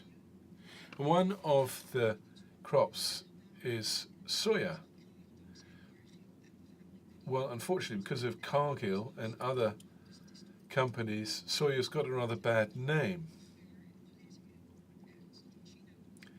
And then I read that in China, one of your soya factories had to be closed down because of the smell. I also read that you are busy with organic solvents, but that you're developing other enzymes. And I'm just wondering, if you're investing in Rwanda, in that project, do you use OGMs? GMOs, excuse me. What kind of seeds are you using? Is it different from what is used elsewhere? You supplying special seeds over there? So are you being innovative there as well? So what about all these different issues about soya bean processing, offensive smells, etc.? Mr. Siebesma says, well, thanks very much for your questions. DSM Philips Wageningen, that's Agricultural University here in Eindhoven. I'm not quite sure what you're referring to. Well, is it about insight? The lady who asked the question shakes her head. So Mr. Siebesma is a bit puzzled by this question. Oh, says the lady, you know, it's in the back of my mind that there was this collaboration, and it was a health thing. Says Mr. Siebesma, well, I have to say the combination of these four players, I'm not really sure quite what you're referring to. With Philips, Wageningen, TU, the Technical University in Maastricht and elsewhere. Now, I don't recall that. We are working with Wageningen Agricultural University and feed companies. We've got there is some combination there. I don't know about Philips. We use the academic infrastructure in the Netherlands in order to increase our innovation. And we've got top universities here, the Technical University in Delft and Maastricht, and also the Agricultural University in Wageningen are top of their games. Saving money came, or costs. First of all, we looked in nutrition to see whether we could get more productivity from our factories without overloading them. So essentially it meant lowering the cost per kilogram of product produced. Secondly, in the past we had corporate staffers, or if you looked at finance, or you looked at HR, and you looked at legal, and every country had their own staff, HR department, legal department, etc. And a couple of years ago, we thought, well, let's bring that all together. We've got one legal department, we've got one financial department worldwide, we've got one HR worldwide. Of course, in the different divisions, different countries, but they work together on a worldwide basis. And we came to the conclusion that that could be a lot cheaper. Of course, we had to shed some workplaces, but we did that in a very civilized way, the DSM way. Africa, soya beans, and smell problems. It's not a problem in Africa. In China, it wasn't really about soya processing, it was about other issues. But the thing is, smells, offensive smells is really a problem for people in Delft. We got so many complaints about smell, even though we managed to reduce the smell to just about zero over there. It's offensive smells. What people find offensive is a real hard road to hoe, I have to say. In Africa, I'm looking around the room who can help me about soybeans in Africa. Well, what does Geraldine wants to say something here? I was waiting to hear the translation of what you were saying. Soybeans in Africa. So I oversee our business in Africa, amongst others.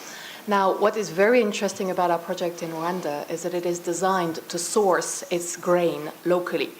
And what was to our surprise, it actually turned out to be easier to source local soybeans rather than local corn, partly because of aflatoxin levels in corn, but also because of the drought that East Africa has had. So the soya that we're using, which by the way is a required mix of cereals for that Super Cereal Plus nutrition that we are manufacturing and producing for the World Food Programme, actually comes from the local regions, from local sourcing. So we are not tied to the global markets as long as the climate is sufficient to allow enough production in the area, which has been the case for soya. Dank u wel. Ik neem nog één vraag voordat we verder gaan, als die er is. One more question before we proceed, if there's one more question. Well, you've already had your turn, so I can move on to you, please. Good afternoon. My name is Peters. I'm a retail shareholder. I have a question about the growing market share that we saw in the presentation. Now, my question really is, what is the reason? How come DSM is increasing its market share vis-a-vis competitors? Is it because DSM is making unique products that competitors can't make? Has it got to do with quality? Or is the price simply lower? Or perhaps there are even other reasons? My second question is linked to this one. If we look at the future and assuming that this volume growth will continue. Now, in which measure is there capacity or excess capacity in your plants to accommodate this further growth? Or in which measure would you need to invest in new plants in order to facilitate this volume growth? Those are my questions, really. Niet iedereen voelt. Great. Well, not everybody feels the urge to ask 3 questions, which is great. Weike. I said to Mr. Rouse, you can become a member of the supervisory board because they had the exact same questions this morning. And both questions are extremely relevant. So how come? where we are growing faster than our competitors. Well, late June, we will tell you a bit more about that, about the reasons. We think that a lot has got to do with the focus that we've been able to apply in our organizations this past year. Focus on the different market segments, which means that you've got to know exactly in which market segments you want to operate. In animal feed, are we talking about chickens? Are we talking about pigs? Are we talking about nutrition, healthy nutrition, or are we talking about dietary supplements, yogurts, drinks? You need to know exactly which segment in the market is growing fastest and which segments in the world, which geographic regions are growing fastest. So you need a focused organization. Salesforce has to focus on customers day in, day out, and should not be distracted by all sorts of things large organizations can come up with, and we're also good at that. So that means that we have a focused organization focusing on the right market segments, focusing on the right customers. And this past year, I think that we've made a major effort, far more than in previous years. And undoubtedly, there are competitors that are very busy with themselves, which is also always a very distracting thing, and we've seen that ourselves, and we have an enormously focused organization, and that is bearing fruit. Consequence of which is, and the representative of the VB said so as well, that we're growing fast in terms of volume, and growing fast in terms of volume also means that there is an impact on your capacity as well. So we have to keep an eye on that. We've got to keep an eye on our capacity. Do we have enough capacity to pursue this growth? At this point in time, it's not worrying me, but it is something we need to focus on and we need to invest in. On the other hand, Peter Groene here on the first row knows a lot about it as well. And time again, we are capable of making sure that plants with a maximum capacity in which we can't produce a kilo more, that nonetheless we can sort of produce another 10% more by being cleverer, by changing things, and so on and so forth. So apparently we're good at it.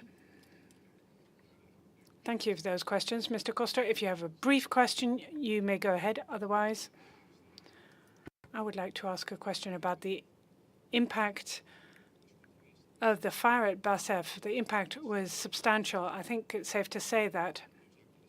The cause, well, of course, it's beyond the control of DSM. So I would like to hear from the Remuneration Committee with whether you're dealing with the profit in a different way in terms of remuneration. I'd like to hear from Mr. Siebesma or the Managing Board what they're doing to avoid these things. I just heard that you're trying to get the most out of plants, but of course safety is at the front of our minds. I'll give the floor to Mr. Siebesma, and that way the Remuneration Committee has some time to reflect on the question. Yes, your second question. The situation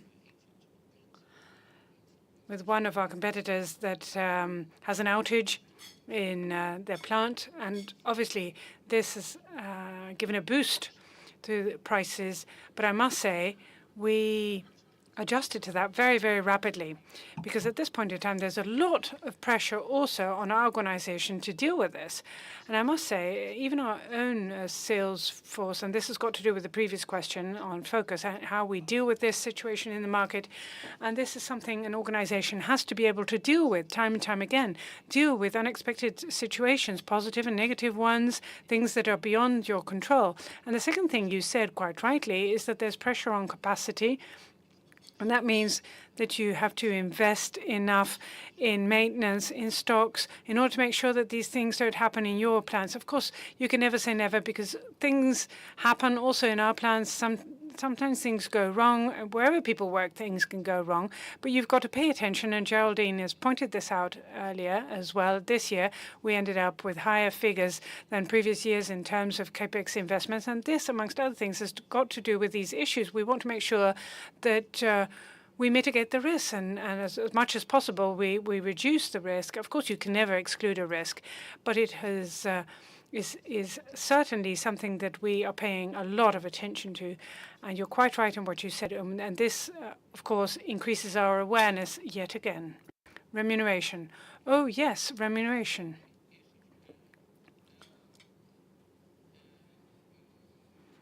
Well, well, no. Well, just between you and me, about my remuneration. No, it wasn't about your remuneration. The question was, says the chairman, this windfall, is this going to play a part in the remuneration of all our employees and the managing board? Well, we're reflecting on it. Yes, I'm thinking about this, says Mr. Siebesma, because I don't know exactly how much maximum transparency I can give you. We couldn't have thought of this when we fixed the targets. We could never have imagined that this would happen.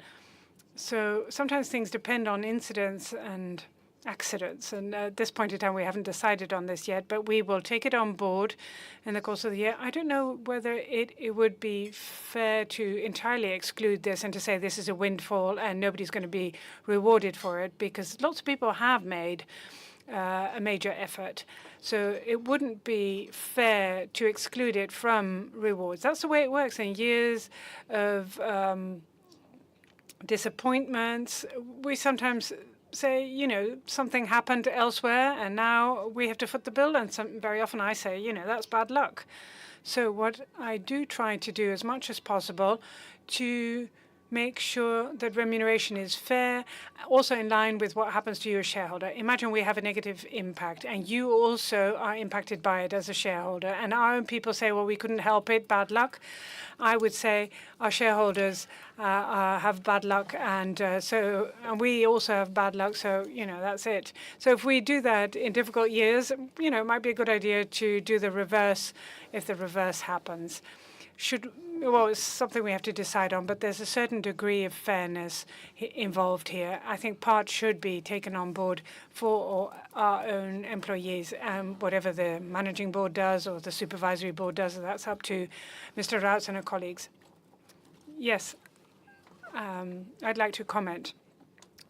Of course, we'll take what Feike said on board in our evaluation. Annually, we look at the performance of the managing board as compared to the targets that we've agreed on at the beginning of the year. And of course, we looked at unplanned and unpredicted effects. And then we have a discretionary power to increase or decrease the remuneration. So every year we look at what we think is reasonable given the circumstances, which is precisely what we will be doing this year. We said this in the first quarter as well. Without this effect, DSM is also doing very well. And Geraldine explained this yesterday, yet again. Our growth in the first quarter, in which we adjusted this, we made this effect visible separately, and we are growing really, really well. So that's the second comment I wanted the supervisory board to take on board. Mr. Rauts. Obviously, one quarter doesn't make a year, so we'll have to wait and see what happens the remainder of the year. I would like to proceed. Well, if you make one exception, you just go on and on. But, well, okay, then.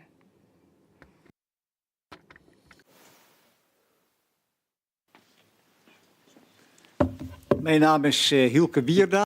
My name is Hielke Wierda. It sounds like Siebesma. I was very disappointed that I wasn't sent an annual report. I had requested as much, but of course you don't want to send a lot of paper around, and you're doing very well with respect to the environment. Now, I had this little plan that I devised for you. What if we do it this way? What if you can register if you want to receive an annual report and you have to pay a fee? Fine. And then you can use that money for further developments. I think, you know, it'll give you some yield. You're quite right, and it's a good question. I see people nudging each other here, the first row here, and I'm talking about investor relations as well. I talk to my people quite regularly because I would always say, you know, why don't we give all our shareholders the annual report? And they say, no, that's not sustainable. We're not going to do that. We're not going to send it to everyone, all this paper. But your second question, anybody who wants to receive an annual report will be sent one. But send us an email to Angelique Paulussen or someone else, and you don't even have to pay a fee. We're going to send you one, but those who receive an annual report will read it and won't throw it in the bin. That's what we want to be sure of. Thank you. So now we can proceed with the meeting. Comment off mic. The interpreter can't hear the comment. Om het te halen. Kun je de vraag herhalen? Comment off mic. The interpreter has no sound. Oké, nou ik begrijp deze meneer. I understand, says Mr. Siebesma, and I'm looking at my colleagues here in the front row and the second row. This gentleman has requested the annual report, and apparently we said, you can come and pick it up. We're not going to send it to you. No. We're going to send it to you.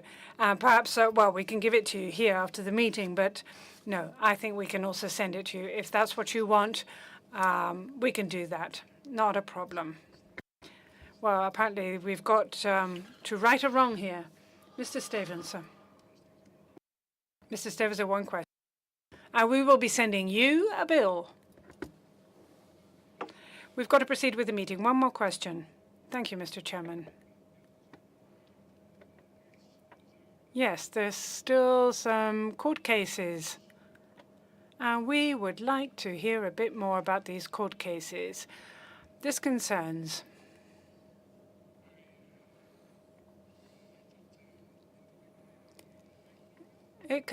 intellectual property. There's this Chinese competitor that you have a dispute with. And yes, well, this has a bit more impact than we would have expected, and you may have expected, perhaps. So perhaps you can clarify the situation and the impact. And then there is a legal dispute with Honeywell, which has been dismissed. We believe it's been dismissed twice. But are you done with it now? Because we've been following this and reading about it, and it is our distinct impression that this has not been brought to an end. Those are our last two questions, Mr. Chairman. Case and Rob, I don't know whether we have a dispute with China in terms of IP other than the situation concerning pectin, but that's not an IP situation. It's an ownership issue, but it's not and it's a property issue, but not intellectual property issue. Anyway, and I'm not aware of any other major patent case. We've got hundreds of cases ongoing, but in resins, this is a dispute with a Chinese company. It's not massive. It's a small case. Well, as you see, I have to ask my head of legal affairs for advice. Honeywell, I think that's ongoing. It has not been finalized, and indeed, this has also got to do with intellectual property case. It's an ongoing case. It's a pending case. Yes. So we've got dozens of court cases pending, but no major cases such as this thing in China that you're referring to. They're minor cases, and we always have dozens of them pending at the same time. Case. Perhaps I can explain. These are cases in which we accuse others of stealing our intellectual property and not the other way around. Right, so now we can proceed with agenda items 5, 6, and 7, and then again you will have the opportunity to raise questions. First, the financial statements 2017. The financial statement is put to the AGM for it to be adopted. The 2017 financial statements has been approved by the Supervisory Board on 28 February 2017. You'll find the financial statements and other details as from page 151 in the annual report. The financial statement 2017 has been audited by the auditor, and the opinion of the auditor has been included on pages 229 through 233 of the annual report. I'd like to give the Auditor, Mr. van Bersten, the opportunity to briefly explain the audit carried out by KPMG. Should there be any questions, we can deal with those questions after the next two agenda items. Thank you, Mr. Chairman. Good afternoon, ladies and gentlemen. My name is Erik Versten, and I'm KPMG Auditor, and I'm in charge of the audit of DSM. We are DSM's auditor, I have been since 2015, and I'd like to briefly explain our audit and the auditor's opinion. And this opinion, by the way, has been included in the annual report as from page 229. And my presentation, in fact, is in line with this opinion.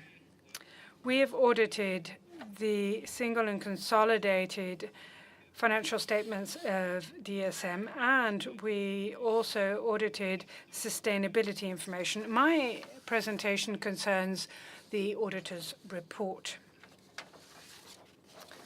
The auditor's report to the financial statement. Now, the final product is our opinion, and we've issued an unqualified opinion, which means that the financial statements give a true and fair view in accordance with IFRS and also in accordance with Title 9, Book 2 of the Civil Code, and also that the annual report and other information is in line with the financial statements and did not contain any material misstatements. In our audit, there are a number of elements that are important. First of all, risk assessment. In our audit, we carry out a risk assessment focusing on those areas where there's the greatest risk of having mistakes in the financial statements. Very often we look at assessments of management, and also materiality is very important in order to determine the scope of our work, the depth of our work, and evaluation of any deviations. At DSM, materiality for the financial statements 2017 is 30 million euros, and by the way, it was also 30 million euros for 2016. This is 3.5% of the result before extraordinary items and 0.3% of sales.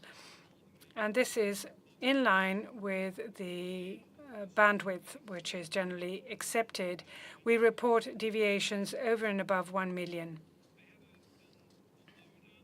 We have a top-down approach, which means that we decide what work we do more centrally and what work we do more locally, particularly goodwill, acquisitions, and divestments, such as divestment in Belgium this past year, taxes, and court cases. They are essentially audited centrally. And furthermore, with local entities, let me reword this. Our selection of local entities is based on the scope and our assessment of the risks with respect to these entities, and this has led to a hedging of 73% of sales and 80% of overall assets. And the remaining 27% of sales and 20% of assets consists of a large number of small entities in which we carry out an analysis of the numbers. And in a number of countries that we've selected, the local auditors audit on behalf of the group. For the consolidated entities, these are KPMG auditors, and for the important non-consolidated entities, that would be PTM, DSP, and Chemical Invest. They are for them, it's the other large four accountants. And then for most countries, we do the mandatory statutory audits, which are in part conducted by KPMG auditors and in part by other auditing firms. The foreign auditors will report for the purposes for the group and work under strict instructions. We assess competencies. We're very strict about their reports and assessing their reports. And important foreign DSM organizations and auditors are also visited by our central team. And this past year, we visited organizations in the United States, Switzerland, China, Singapore, and the Shared Service Center in India. In complex matters, we involve our internal specialists, and those would be specialists in the field of assessment, IT, taxes, and pensions. And then in conclusion, our key audit matters.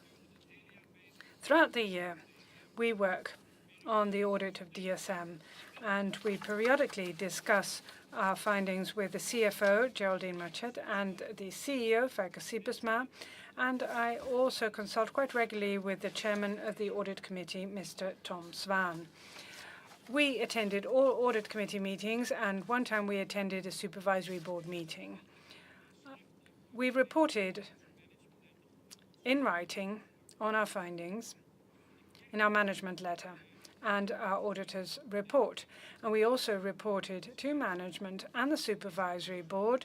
All these issues have been included in our report, given their financial significance and the complexity and the evaluation.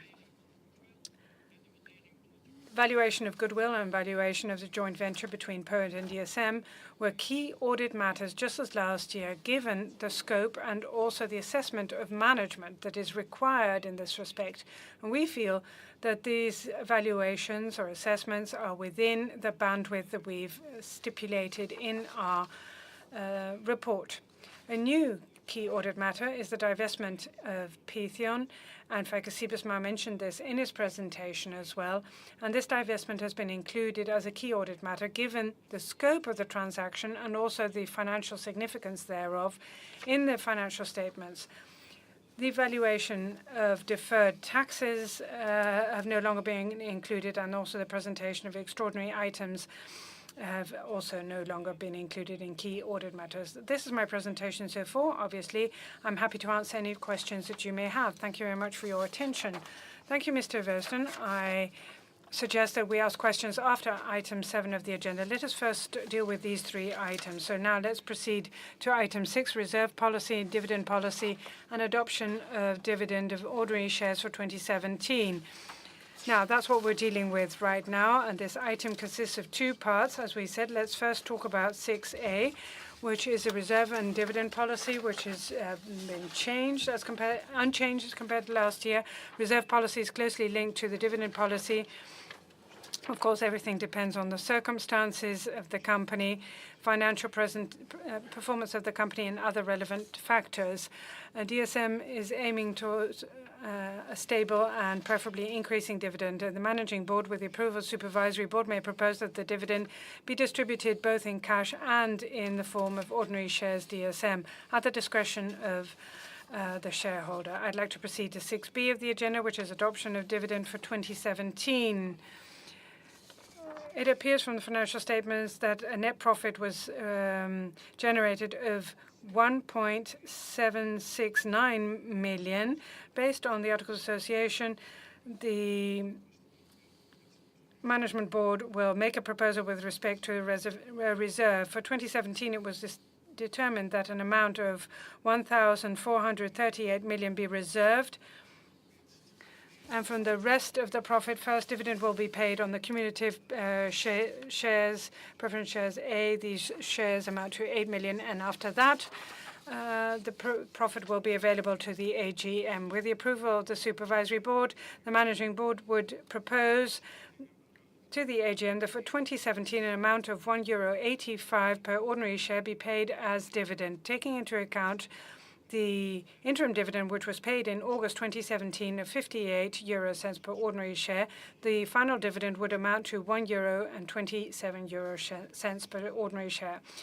The final dividend can be paid out in cash or in ordinary shares DSM at the discretion of the shareholder. A maximum of 40% of overall dividend will be paid out in shares in order to avoid any additional tax charges for DSM. Should the shareholders jointly indicate to wish to receive more than 40% of the total dividend in shares, these shareholders shall receive dividend in shares in proportion to that. You'll find all the information regarding dividend in the explanatory note to the agenda. The dividend will be made available as per the 1st of June 2018. Now I'd like to proceed to item 7 of the agenda, which is release of liability. The members of the Managing Board, that is A, and then B of the Supervisory Board. You can vote separately. We're talking about release from liability of the Managing Board. in respect of the managerial activities and supervisory board's activities. I'd like to give you the opportunity to ask questions on 5, 6, and 7 in the agenda. Depending on the substance of your questions, I will decide who can best answer your questions. Mr. Stevens is the first, as usual. Thank you, Mr. Chairman. The Foundation for Protection of Investors. The working capital, well, it's been discussed quite extensively, but you want to reduce working capital. But you want higher sales, and this just doesn't tally, in our opinion. What are we talking about here? Are we talking about in relative terms or in absolute terms? Because otherwise, I mean, it just doesn't work. You're right. So, in principle, it's a relative, it's a percentage. Geraldine can say much more about that. And it would be even better if we could reduce it in absolute terms, but that would be a lot. Correct. The aim is to reduce the relative, and that's how we can track it, because we want to be a growth company. So if overall your percentage goes down and you do it very well, you may be able to hold your working capital stable, maybe a little bit lower. But the intention is to drive down the ratio. Yes, but could you tell us a bit more about the link between the two, the connection? When you grow your business, you're going to be issuing more and more invoices, and you need to collect that money. Assuming all your clients continue to pay within, say, 60 days of issuing the invoice, as your sales go up, your amount of money that you're waiting for goes up a bit as well. Also, the bigger we get around the world, the more production facilities we have, most likely the more inventory we have to support our business. So it's very important to look at both amounts receivable from clients and inventory levels as a proportion of the size of the company. And that is what we've been doing. So I mentioned earlier that our target was to go below 20% of sales. We have achieved that very much so last year, as we were at 18.4. And we want to continue to bring that down because it shows an efficient company if you can bring down the percentage. We zijn er al een aantal jaren druk mee, meneer. We've been working on this for a couple of years, Mr. Stevens. If your company grows, you need more inventory. But on the other hand, there are always efficiencies that you can achieve. I've always learned that, you know, if you give a manufacturer tanks, he'll fill the tanks. And if you give a company offices, the company will fill the offices. It's all a matter of rationalizing the situation. Oh, yes, but we had another question about, what's it? Let me see. I mean, so many questions have been asked. So, employee margin. According to our analyses, the development is not very favorable. What do you intend to do about this? Well, yes, you probably want to work more efficiently, but there's more to it. If you want to reduce the staff margin or the employee margin, what do you mean by employee margin? Well, that is, you know, what every employee earns.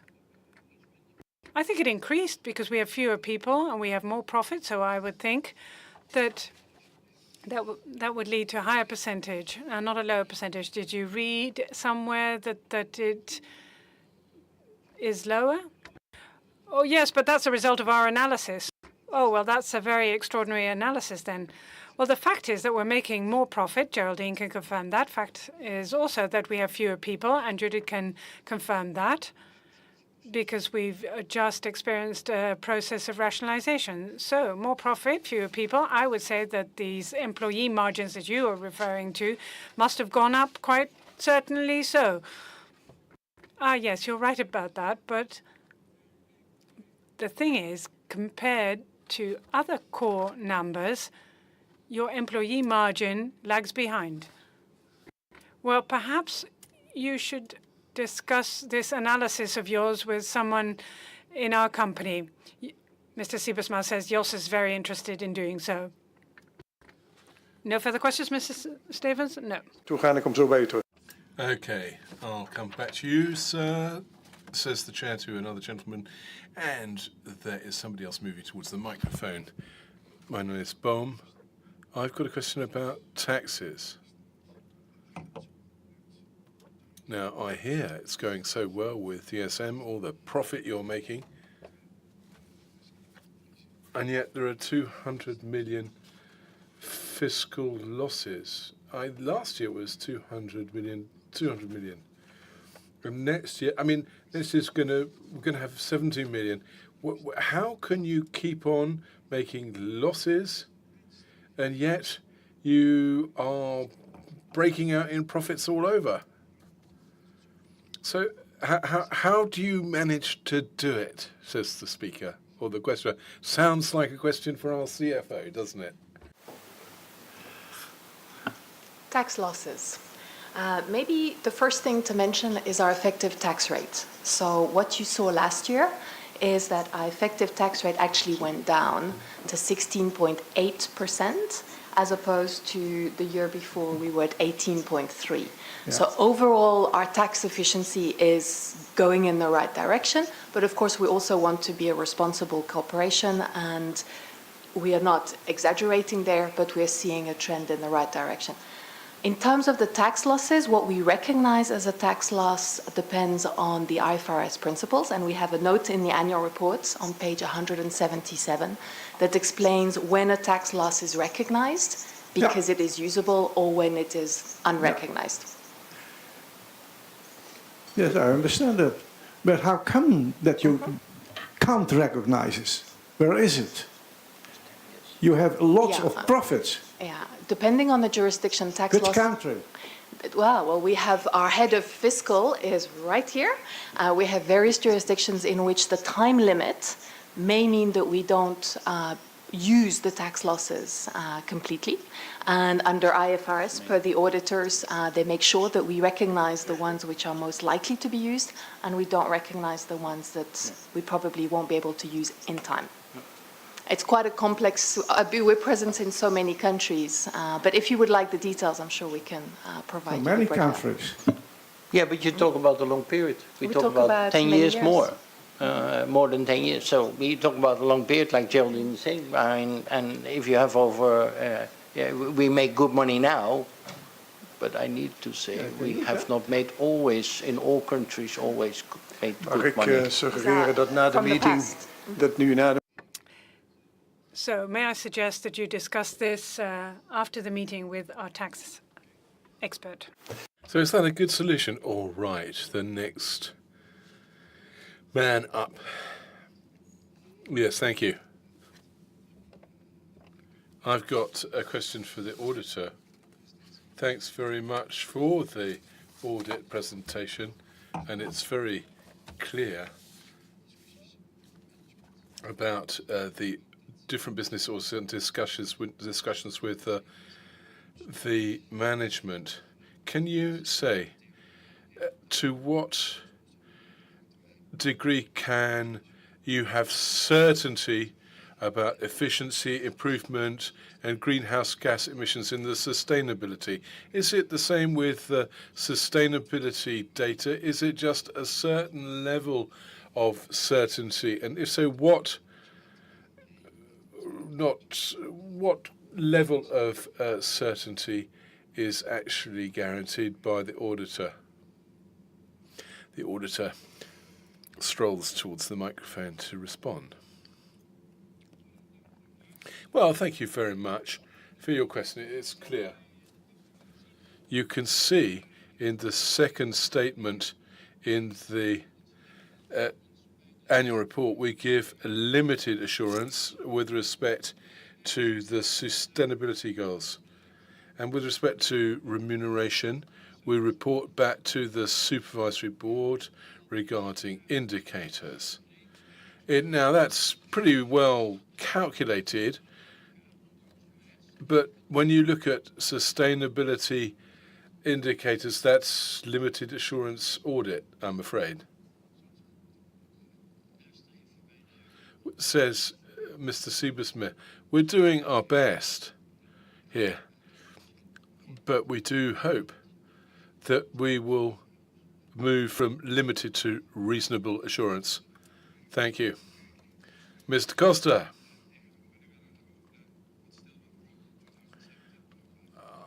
I would like to talk to the what still went wrong in 2017 paragraph. Generally, you have to report on how things can be bettered.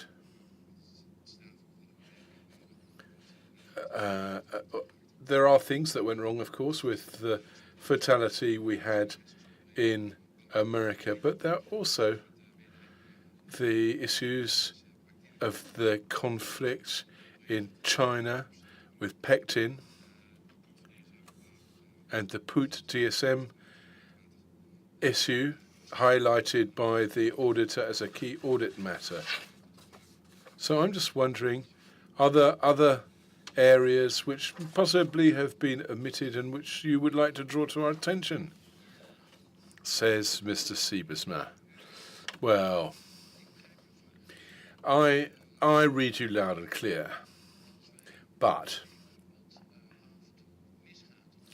if we write down everything that we don't achieve in innovation terms, we could publish a new report, a thick one, because, of course, there are lots of innovation initiatives that don't lead anywhere.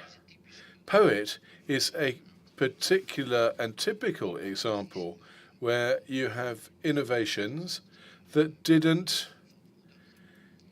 bring home the bacon as we had hoped initially. Now, if we were to include all of that in the integrated annual report, which I don't intend to do, we would have to have something saying what still went wrong and now's okay. So I have to say, credits all round that our technological innovations that don't always work within the time frame that we intended initially, but at the end of the day, come good. Now with POET, we're saying, well, Rob maybe is going to work it out. But we're reporting right now what we are now. So there are differences, aren't there, between the financial and the technological. What we try to include is what really went wrong. But not everything in the domain of innovation or elsewhere is included. Mr. Siebesmith says with good humour, you can't just, always get what you want. The chair now says, Mr. Rossos, well, that is the name of the game in the industry. You know, it's like when you're in the oil and gas extraction industry, you drill a lot of wells, and if you hit 1 in 5, you're doing well. So very often you start a project and you get side effects and spin-offs that the initial project doesn't work out, but the spin-off turns out to be profitable. Next question.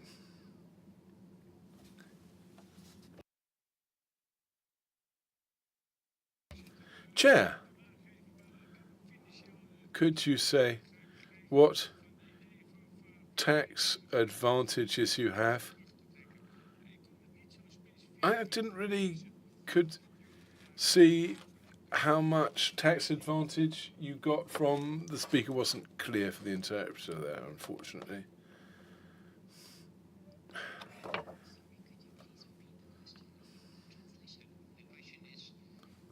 Tax reform in the US of President Trump helped us as DSM also, and how much, when exactly, etc. Yeah. Sure. Thank you very much. So what we saw is that the tax rate I referred to earlier was partly the drop down was due to the fact that the US tax reform was passed very late in 2017, so just before Christmas. Now what happens, so I'm getting an echo in the headset.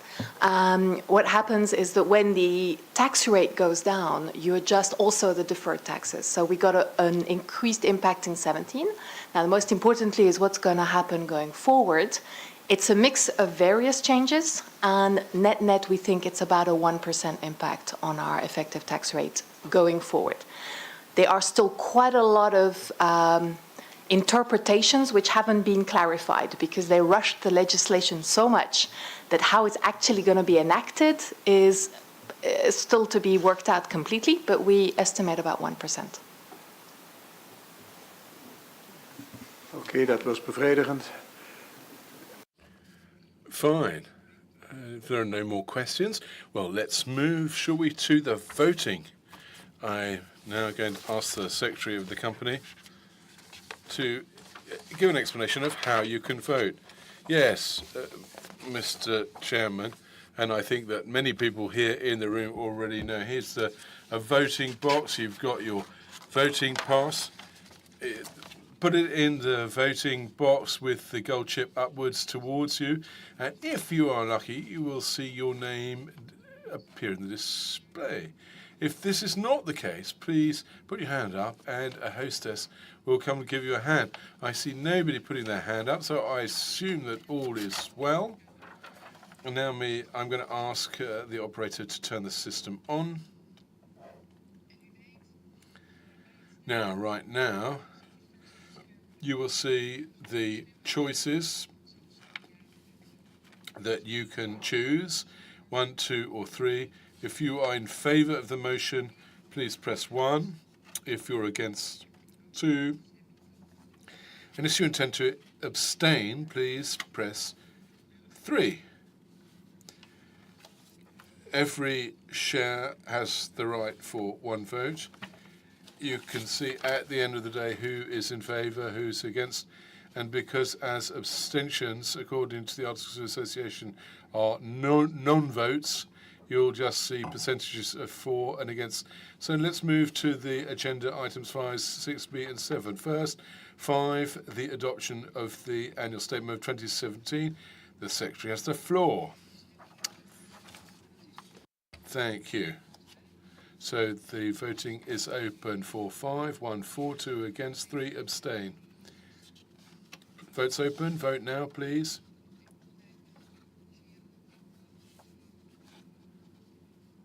Once you don't see the line at the bottom, you can't vote again. So I now close the vote, and we see the result. 99.69% are in favour, and only 0.31% against. On the basis of this, I note that this point has been adopted. Let's move on to 6b. It's the dividend proposal. Please vote.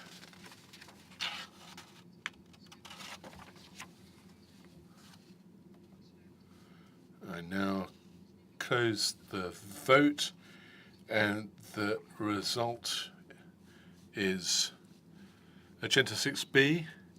We have 99.98% in favour and 0.02% against. So I note that the dividend on ordinary shares for 2017 has been adopted. We now move on to point 7.7a. First of all, release from liability of the members of the managing board. Please vote.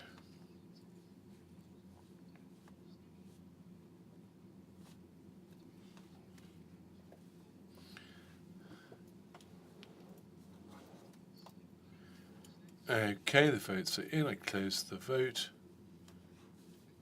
And 99.06% in favour of the release from liability of the members of the managing board. I note that this has been approved. Now, 7B, release from the liability of the members of the Supervisory Board. I now open the vote. I'm not going to keep on repeating the choices. Says the Secretary, you can still vote. And now you can't. The vote is closed. We wait for the result. 99.06% in favour, 0.94 against. I note as the Chairman, I hereby confirm that release from liability of the members of the Supervisory Board has been approved. I now move to 8 and 9.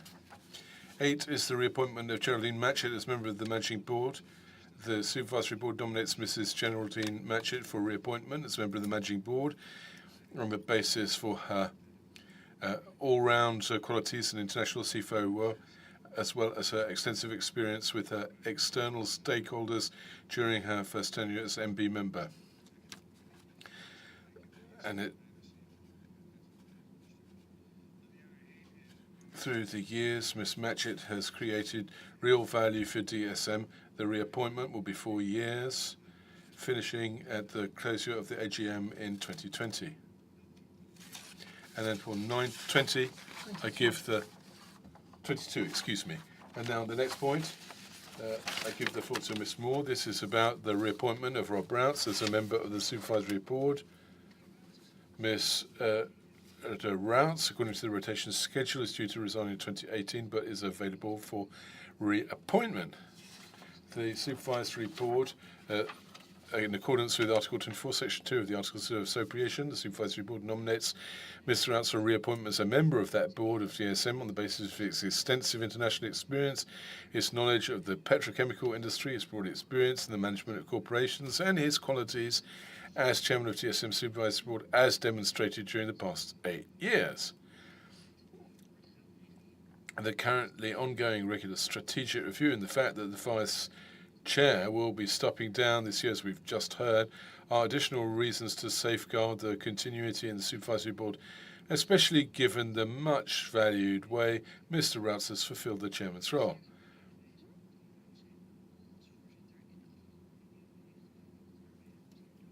We're very thankful for that. Everything is done. Mr. Rounce is an independent member of the Supervisory Board within the meaning of the Dutch Corporate Governance Code and Article 1.45 of the Supervisory Board Regulations. It is proposed that the General Meeting reappoints Mr. Rounce as a member of the Supervisory Board of DSM in accordance with the nomination of the Supervisory Board with the effect from 9 May 2018 for a period of 2 years, ending by close of the AGM, to be held in 2020, which is in accordance with the Dutch Corporate Governance Code. I now give the floor back to the Chair. Are there questions about these two? Mr. Stevenson. Stevens, SMB. Stevenson. We would like to hear from both candidates what their reasons are to accept reappointment. I thought we just read that out, or do you want the candidates themselves to take the floor? Okay, fine. Geraldine, you go first.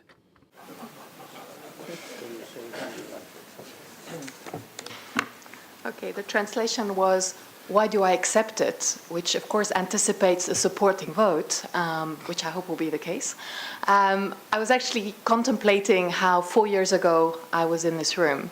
And you may have been the person to ask me to stand here and ask why did I want the job in the first place. And I remember answering that I was very impressed by the journey that DSM had taken so far, and I would very much like to contribute to continuing this impressive journey, both of transformation, but even more so of growth with sustainability. Now, I closed the comments at that point saying, I hope in 4 years I will stand in front of you and be able to say that we achieved that. Now, today, I'm not standing, I'm sitting, but other than that, I think I can proudly, with my colleagues, say that the last 4 years have been another great phase of the development of DSM, and I'm very enthusiastic to see if I can add another 4 years to that record. Thank you. En meneer Stevens, u kunt eigenlijk wel raden waar jij door wil. Yes, Mr. Stevens. Listen, you can't imagine people wouldn't want to stay on this with the company. It's a wonderful company. And what they're doing, these people are doing, is absolutely extraordinary. Where the company's been and where it is moving. And when you hear what's going on in 20 June, I think it is so exciting. That is a clear motivation for these people to want to continue. Any other questions? Mr. Costa? Mr. Routs? I really like that. But you should be very critical. After all, you're on the supervisory board. How are you going to remain to be critical over the next years? I'm going to ask Mr. Fanker-Siebesma how, if I'm critical enough. I tell you, I don't know if you're worrying about it at night, but you certainly don't need to lie awake about this. This is an excellent, indeed a perfect collaboration between us and the Supervisory Board. Mr. Routs is a Dutchman, like myself. He is direct. I don't have to think about what he actually intended to say during a meeting. It's generally crystal clear and goes in like a knife. So we've had a number of discussions. I have to say, his contribution makes this organisation a really sharp organisation, and a sharp organisation needs to be the sharpest knife in the box and not become complacent. And this is why we need these people for DSM and for you. I think these people make you very happy because the executive board, the managing board, supervisory board all work together, interface together, and many organisations could learn a lot from us. We do not waste energy here, and I'm very, very happy to say that. Thank you very much, Fanker, says the chair. Any more questions? It's not a love in here. It's not a love affair, actually, says the chair. And Fanker says, and it's not going to ever be one either. All right, I better vote, says the chairman nervously. Okay. Let's start with 8. That is the reappointment of Miss Matchett, or Matchett. And you can vote. Nog een aantal seconden de tijd voor.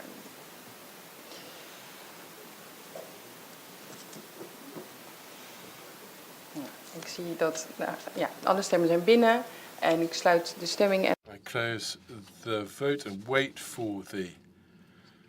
Well, that is a wonderful result. Congratulations, Geraldine. 100%. 100%. Yes, I hereby confirm that Ms. Matchett has been reappointed as member of the Managing Board, and I'd like to take this opportunity to congratulate Mrs. Matchett with this wonderful score. Congratulations. Now, voting on the reappointment of Rob Routs, member of the Supervisory Board. Please vote.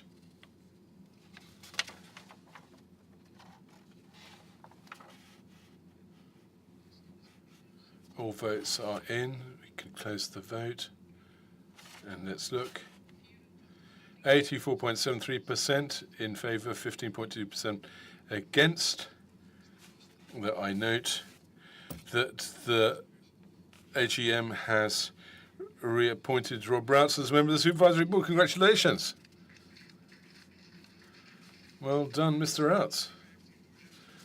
Yeah, I want to meet the 15% outside afterwards, says Mr. Routs. Okay, well, that brings us to number 10. The reappointment of the external auditor. At the 2014 annual general meeting, KPMG Accountants was appointed as the independent auditor for a 3-year term covering 2015 through 17.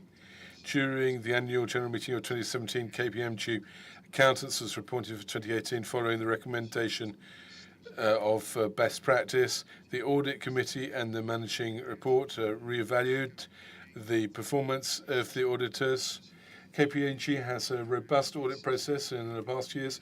It's quite clear that KPMG has got to know KSM better, and the collaboration between the two parties have improved. The result of the evaluation was positive. On the basis of the recommendation of the Audit Committee and the Managing Board, the Supervisory Board proposes to reappoint KPMG Accountants N.V. as the independent auditor for the year 2019 for the auditing of the company for 2019. Any questions? Yes, thank you. I have a question. In 2014, KPMG was appointed. There was some reserve made that KPMG I have a list of what was discussed back there. So would you like to make a comment on that? Yes. There was a reservation, a caveat at the time with we always do that. And of course, there have always been issues. But I have to say that our relationship with KPMG has never acted or audited us in such a way as to negatively impact on DSM. Now, we do not manage auditors, audit companies, KPMG or others. There is no reason not to reappoint KPMG, nor to question their performance.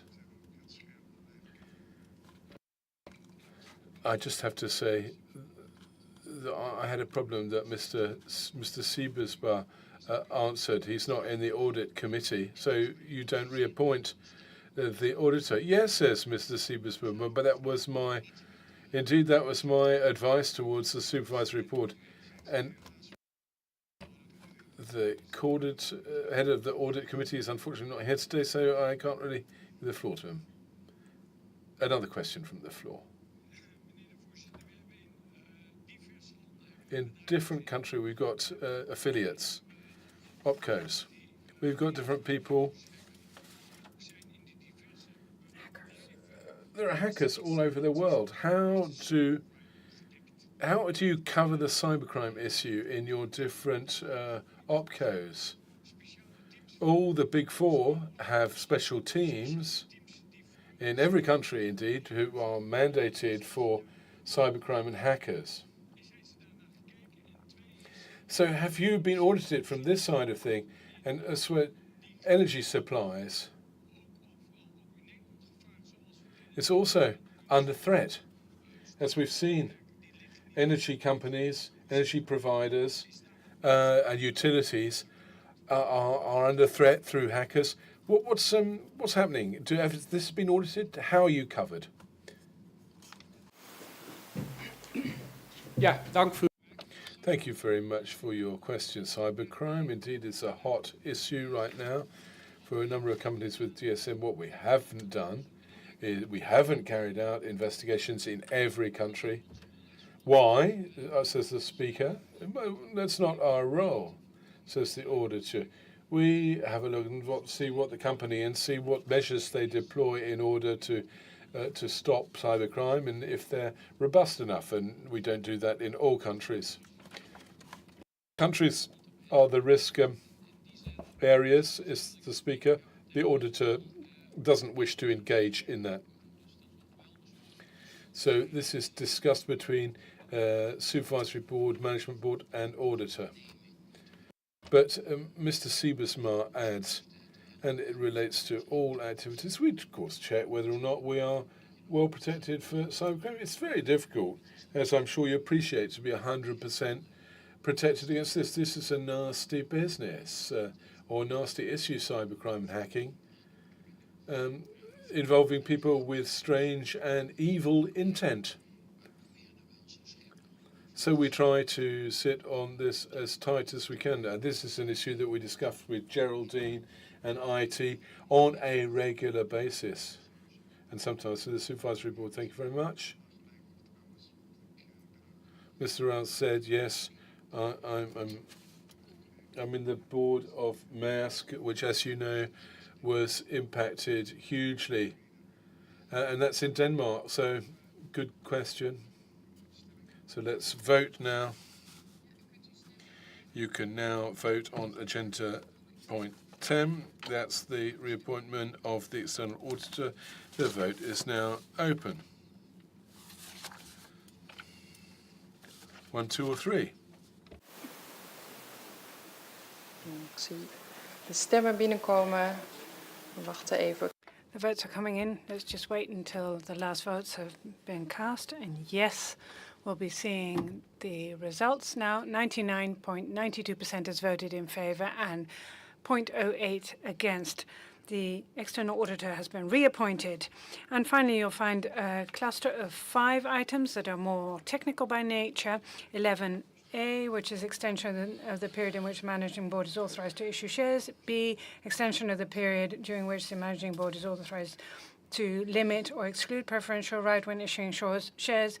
12, authorization of the managing board to have the company repurchase shares. And 13, reduction of the issued capital by cancelling shares, and then the amendment of the Articles of Association. In the explanatory notes to the agenda, you'll find further information. For agenda item 14, I'd like to refer you to the full text of the Articles of Association with separate explanatory note that has been added to the agenda. And now I would like to give you the opportunity to ask questions about these points. No questions, so we can proceed to the vote. Well, this is a whole list. Let's start with 11A, extension of the authorization of the managing board to issue shares. It says decision, but I don't think that word should be in there. Anyway, you can cast your vote. Let's just wait until you've cast your vote.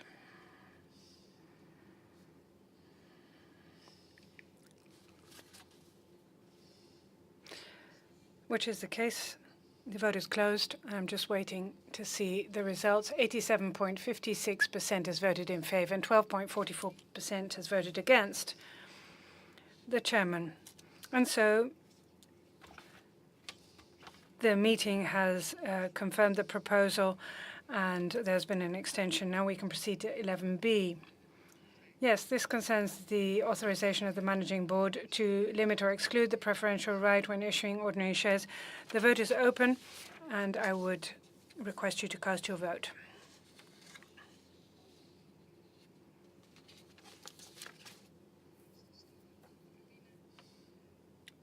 We're just receiving the last few votes, and now we can close this vote.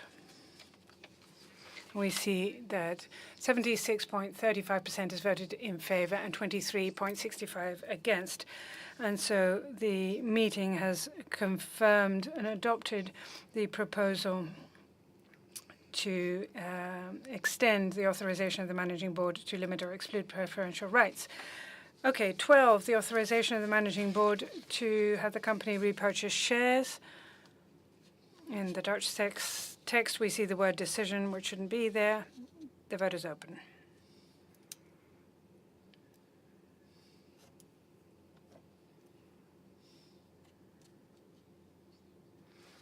There are a number of votes that still have not been cast. The vote is closed. And we see that 99.39% has voted in favor and 0.61% has voted against. So, an authorization has been given to repurchase shares in accordance with the proposal, which is proposal 12. 13, reduction of issued capital by cancelling shares. This vote is also open.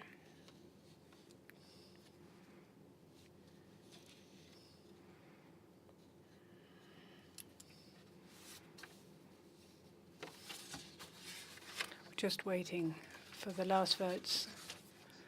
Vote can be closed. And we see that 99.96% has voted in favor and 0.04% has voted against. And so therefore the meeting has decided to reduce issued capital by cancelling shares. Item 14 now.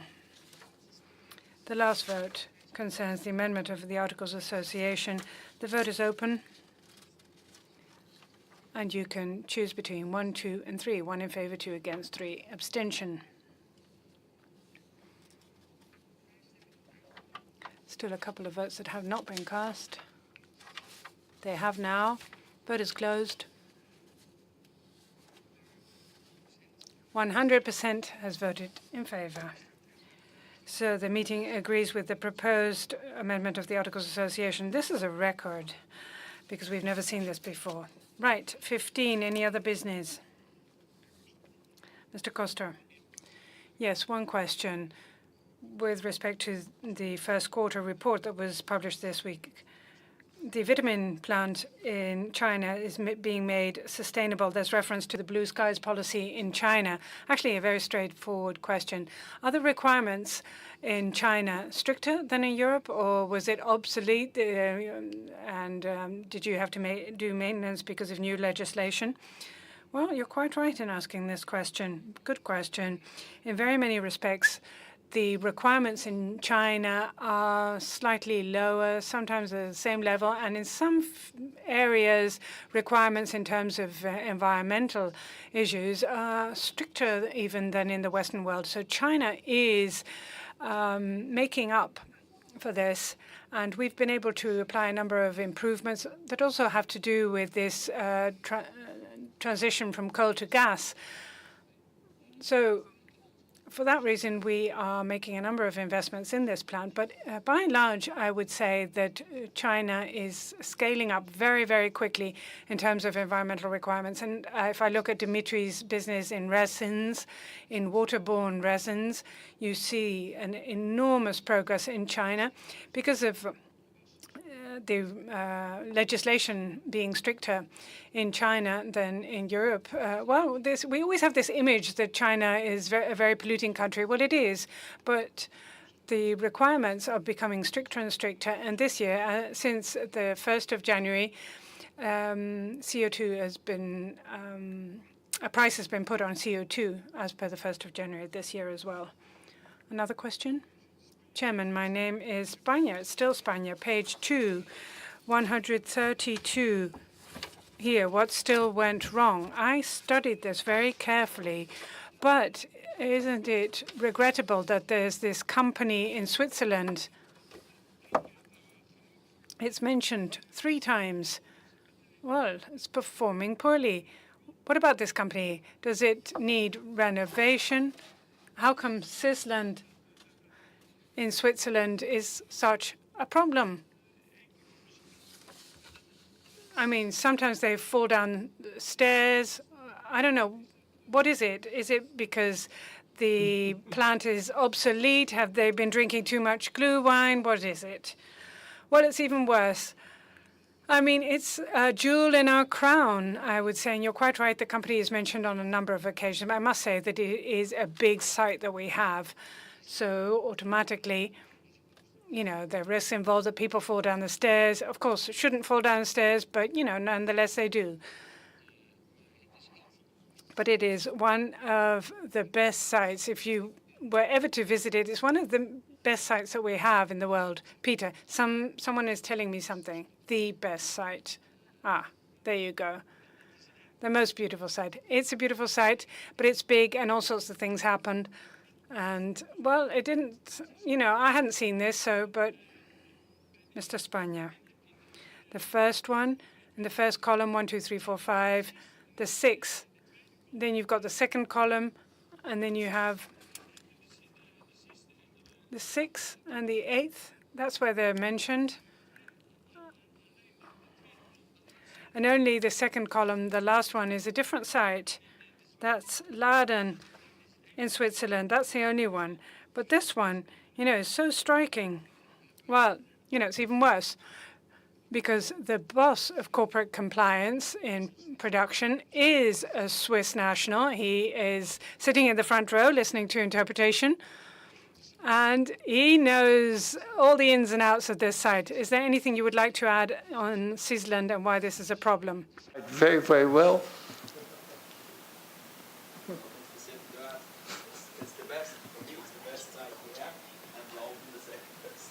Ja, but waar dus... Nee, it must be, het is een goed punt. En u heeft gelijk. No, good point, good point. And you're right. And yes, it's a large site, and they have big sites, and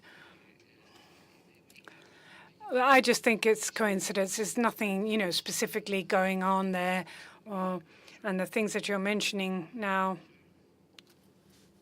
A comment off mic. Yes, these stairs. We have to do something about the stairs that everybody's falling down. No.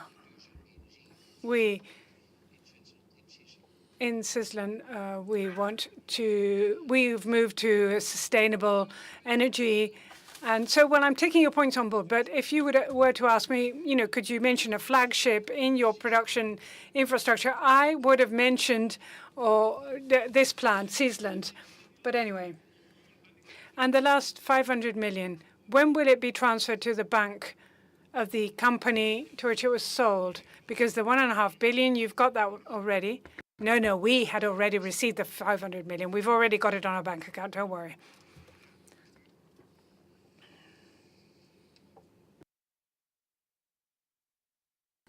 Thank you, Mr. Chairman.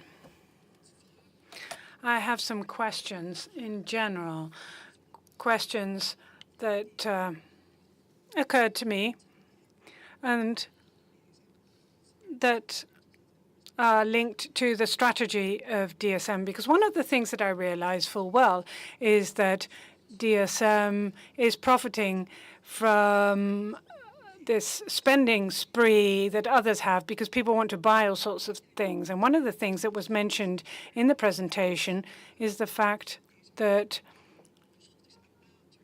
in certain places in the world, there's an excess of water. But what I see here in the Netherlands, for instance, and I hear people in The Hague complain about their cellars being full of water, and that is because of the fact that the water authorities are using different standards. And sometimes I drive through the greenhouse area in the Netherlands, and I only see greenhouses, and I realize that the soil can no longer absorb water, and that the water ends up in the sewage system, and we need to process that water. And I'm wondering whether DSM is not involved in devising different forms of growing crops in which we can do away with greenhouses and water can once again be absorbed by soil. Perhaps you can work with universities. And also because water can no longer evaporate from the soil. There must be other technologies.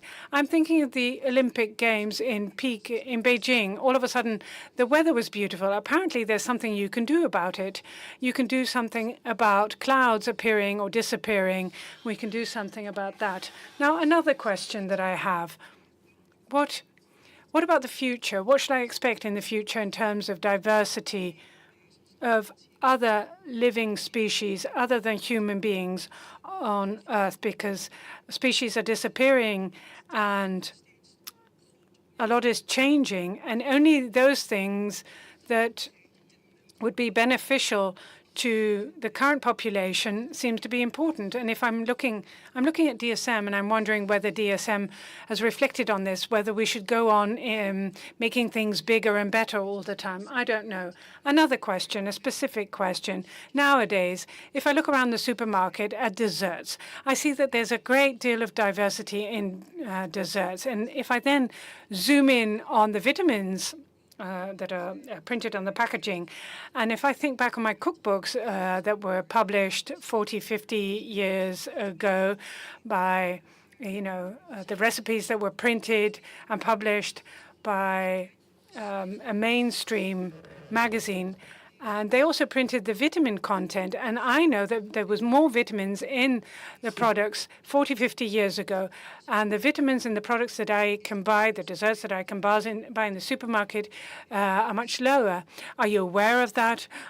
Is there anything you're doing about this? Do you have any idea about this? And then in conclusion, another question, something that you're working with the University of Wageningen. Not so long ago, I attended a presentation on generating energy with algae. But I understand that algae can also be used to make all sorts of products. All you need is a couple of atoms. Oil, for instance, can be used. What about this struggle? The struggle with all these different groups that have an interest here. What are you going to do with algae? Is the ocean going to be covered with algae because we can't keep drilling wells here in the Netherlands in order to drill oil in the Netherlands? Perhaps you can answer those questions. I shall try to be concise because I can imagine that we can have a lengthy debate about all 4 subjects, and sometimes it's quite right to have such a lengthy debate. I already mentioned the fact that because of climate change, and the water authorities agree with me on this, other Western countries as well, we will be dealing with more and more precipitation, particularly in shorter periods of time, and it'll be incredibly costly to increase the capacity of our sewage and the absorption level of our soil. So from time to time, we'll just have to deal with that fact. And of course, it's a nuisance if there's a lot of water in your cellar. But I understand that the current situation in the Netherlands is such that we will sometimes have to face these challenges. And someone has been appointed to make a Delta plan against the nuisance of water that we may have in the future, the so-called climate mitigation or climate adaptation approach. But at the end of the day, the best solution is mitigation, which means that we will have to try to prevent it. Now, we're not involved in any research into shooting rockets or missiles into clouds in order to make sure that the clouds disappear and in order to make sure that there's no rain. And in China, during the Olympic Games, this was used, amply used. There's some engineers that say that this is not all that sustainable, but it may be effective at that point in time to have clear sky. But that's not the way we want to deal with nature, to send rockets to clear away the clouds. And we're not involved in any efforts to see whether we can increase the efficiency of our agricultural soils, because we're not in the agro-feed and seed industry. We have this partnership with Syngenta, for instance, and we are trying to make the phytosanitary products more organic. Biodiversity, very, very important, this subject. And I think that for the future of planet Earth, biodiversity is going to be an important asset. And we all see the impact of monoculture in our crops. But to give you an example, in our business, we've seen in the monoculture of salmon, the Chileans for some time had a monoculture of salmons that was much more effective until all of a sudden they were faced with one virus. And that was it. And Chile was out of business for 1 or 2 years with its salmon farming. So biodiversity is extremely important. The desserts that you see in the supermarket, your third question, do you think that there should be more vitamins in desserts? Well, who am I to be against that? As you know, and I'm going to tell the Dutch supermarkets, Albert Heijn, that they should increase the vitamins. And by the way, we can supply the vitamins, so that's not a problem. And you're quite right in raising this issue. At the end of the day, in the Western world, we are not eating sufficient vitamins, and we need supplements and other products. But it would be a much healthier situation if we would eat more vegetables and fruit. I mean, in this country, half the population doesn't eat enough fruit and vegetable. This cooking book with the figures on vitamins in the recipes 40, 50 years ago, according to these publications, there were more vitamins in the products that we were eating 40, 50 years ago. What is the situation? Has something changed, or can we no longer rely on those numbers? And what about the production of the cows? I mean, they're going to generate or emit 30% less methane. Has something changed there? What about the grass that they eat, or the waste of our sunflower seeds that we are using for feed? No. It's not that we have less vitamins in our crops. No, as human beings, we have changed our way of eating, our nutrition patterns, and we've really changed that substantially. What about an improvement? Well, I'm going to check this recipe book and see what we can do. because it's up to us to make sure that the vitamins are increased. I've got the cookbook. I've got it at home, so if you want to borrow it, fine. Well, there you go. Just it goes to show how sharp and critical our chairman is. I can even borrow his cooking book.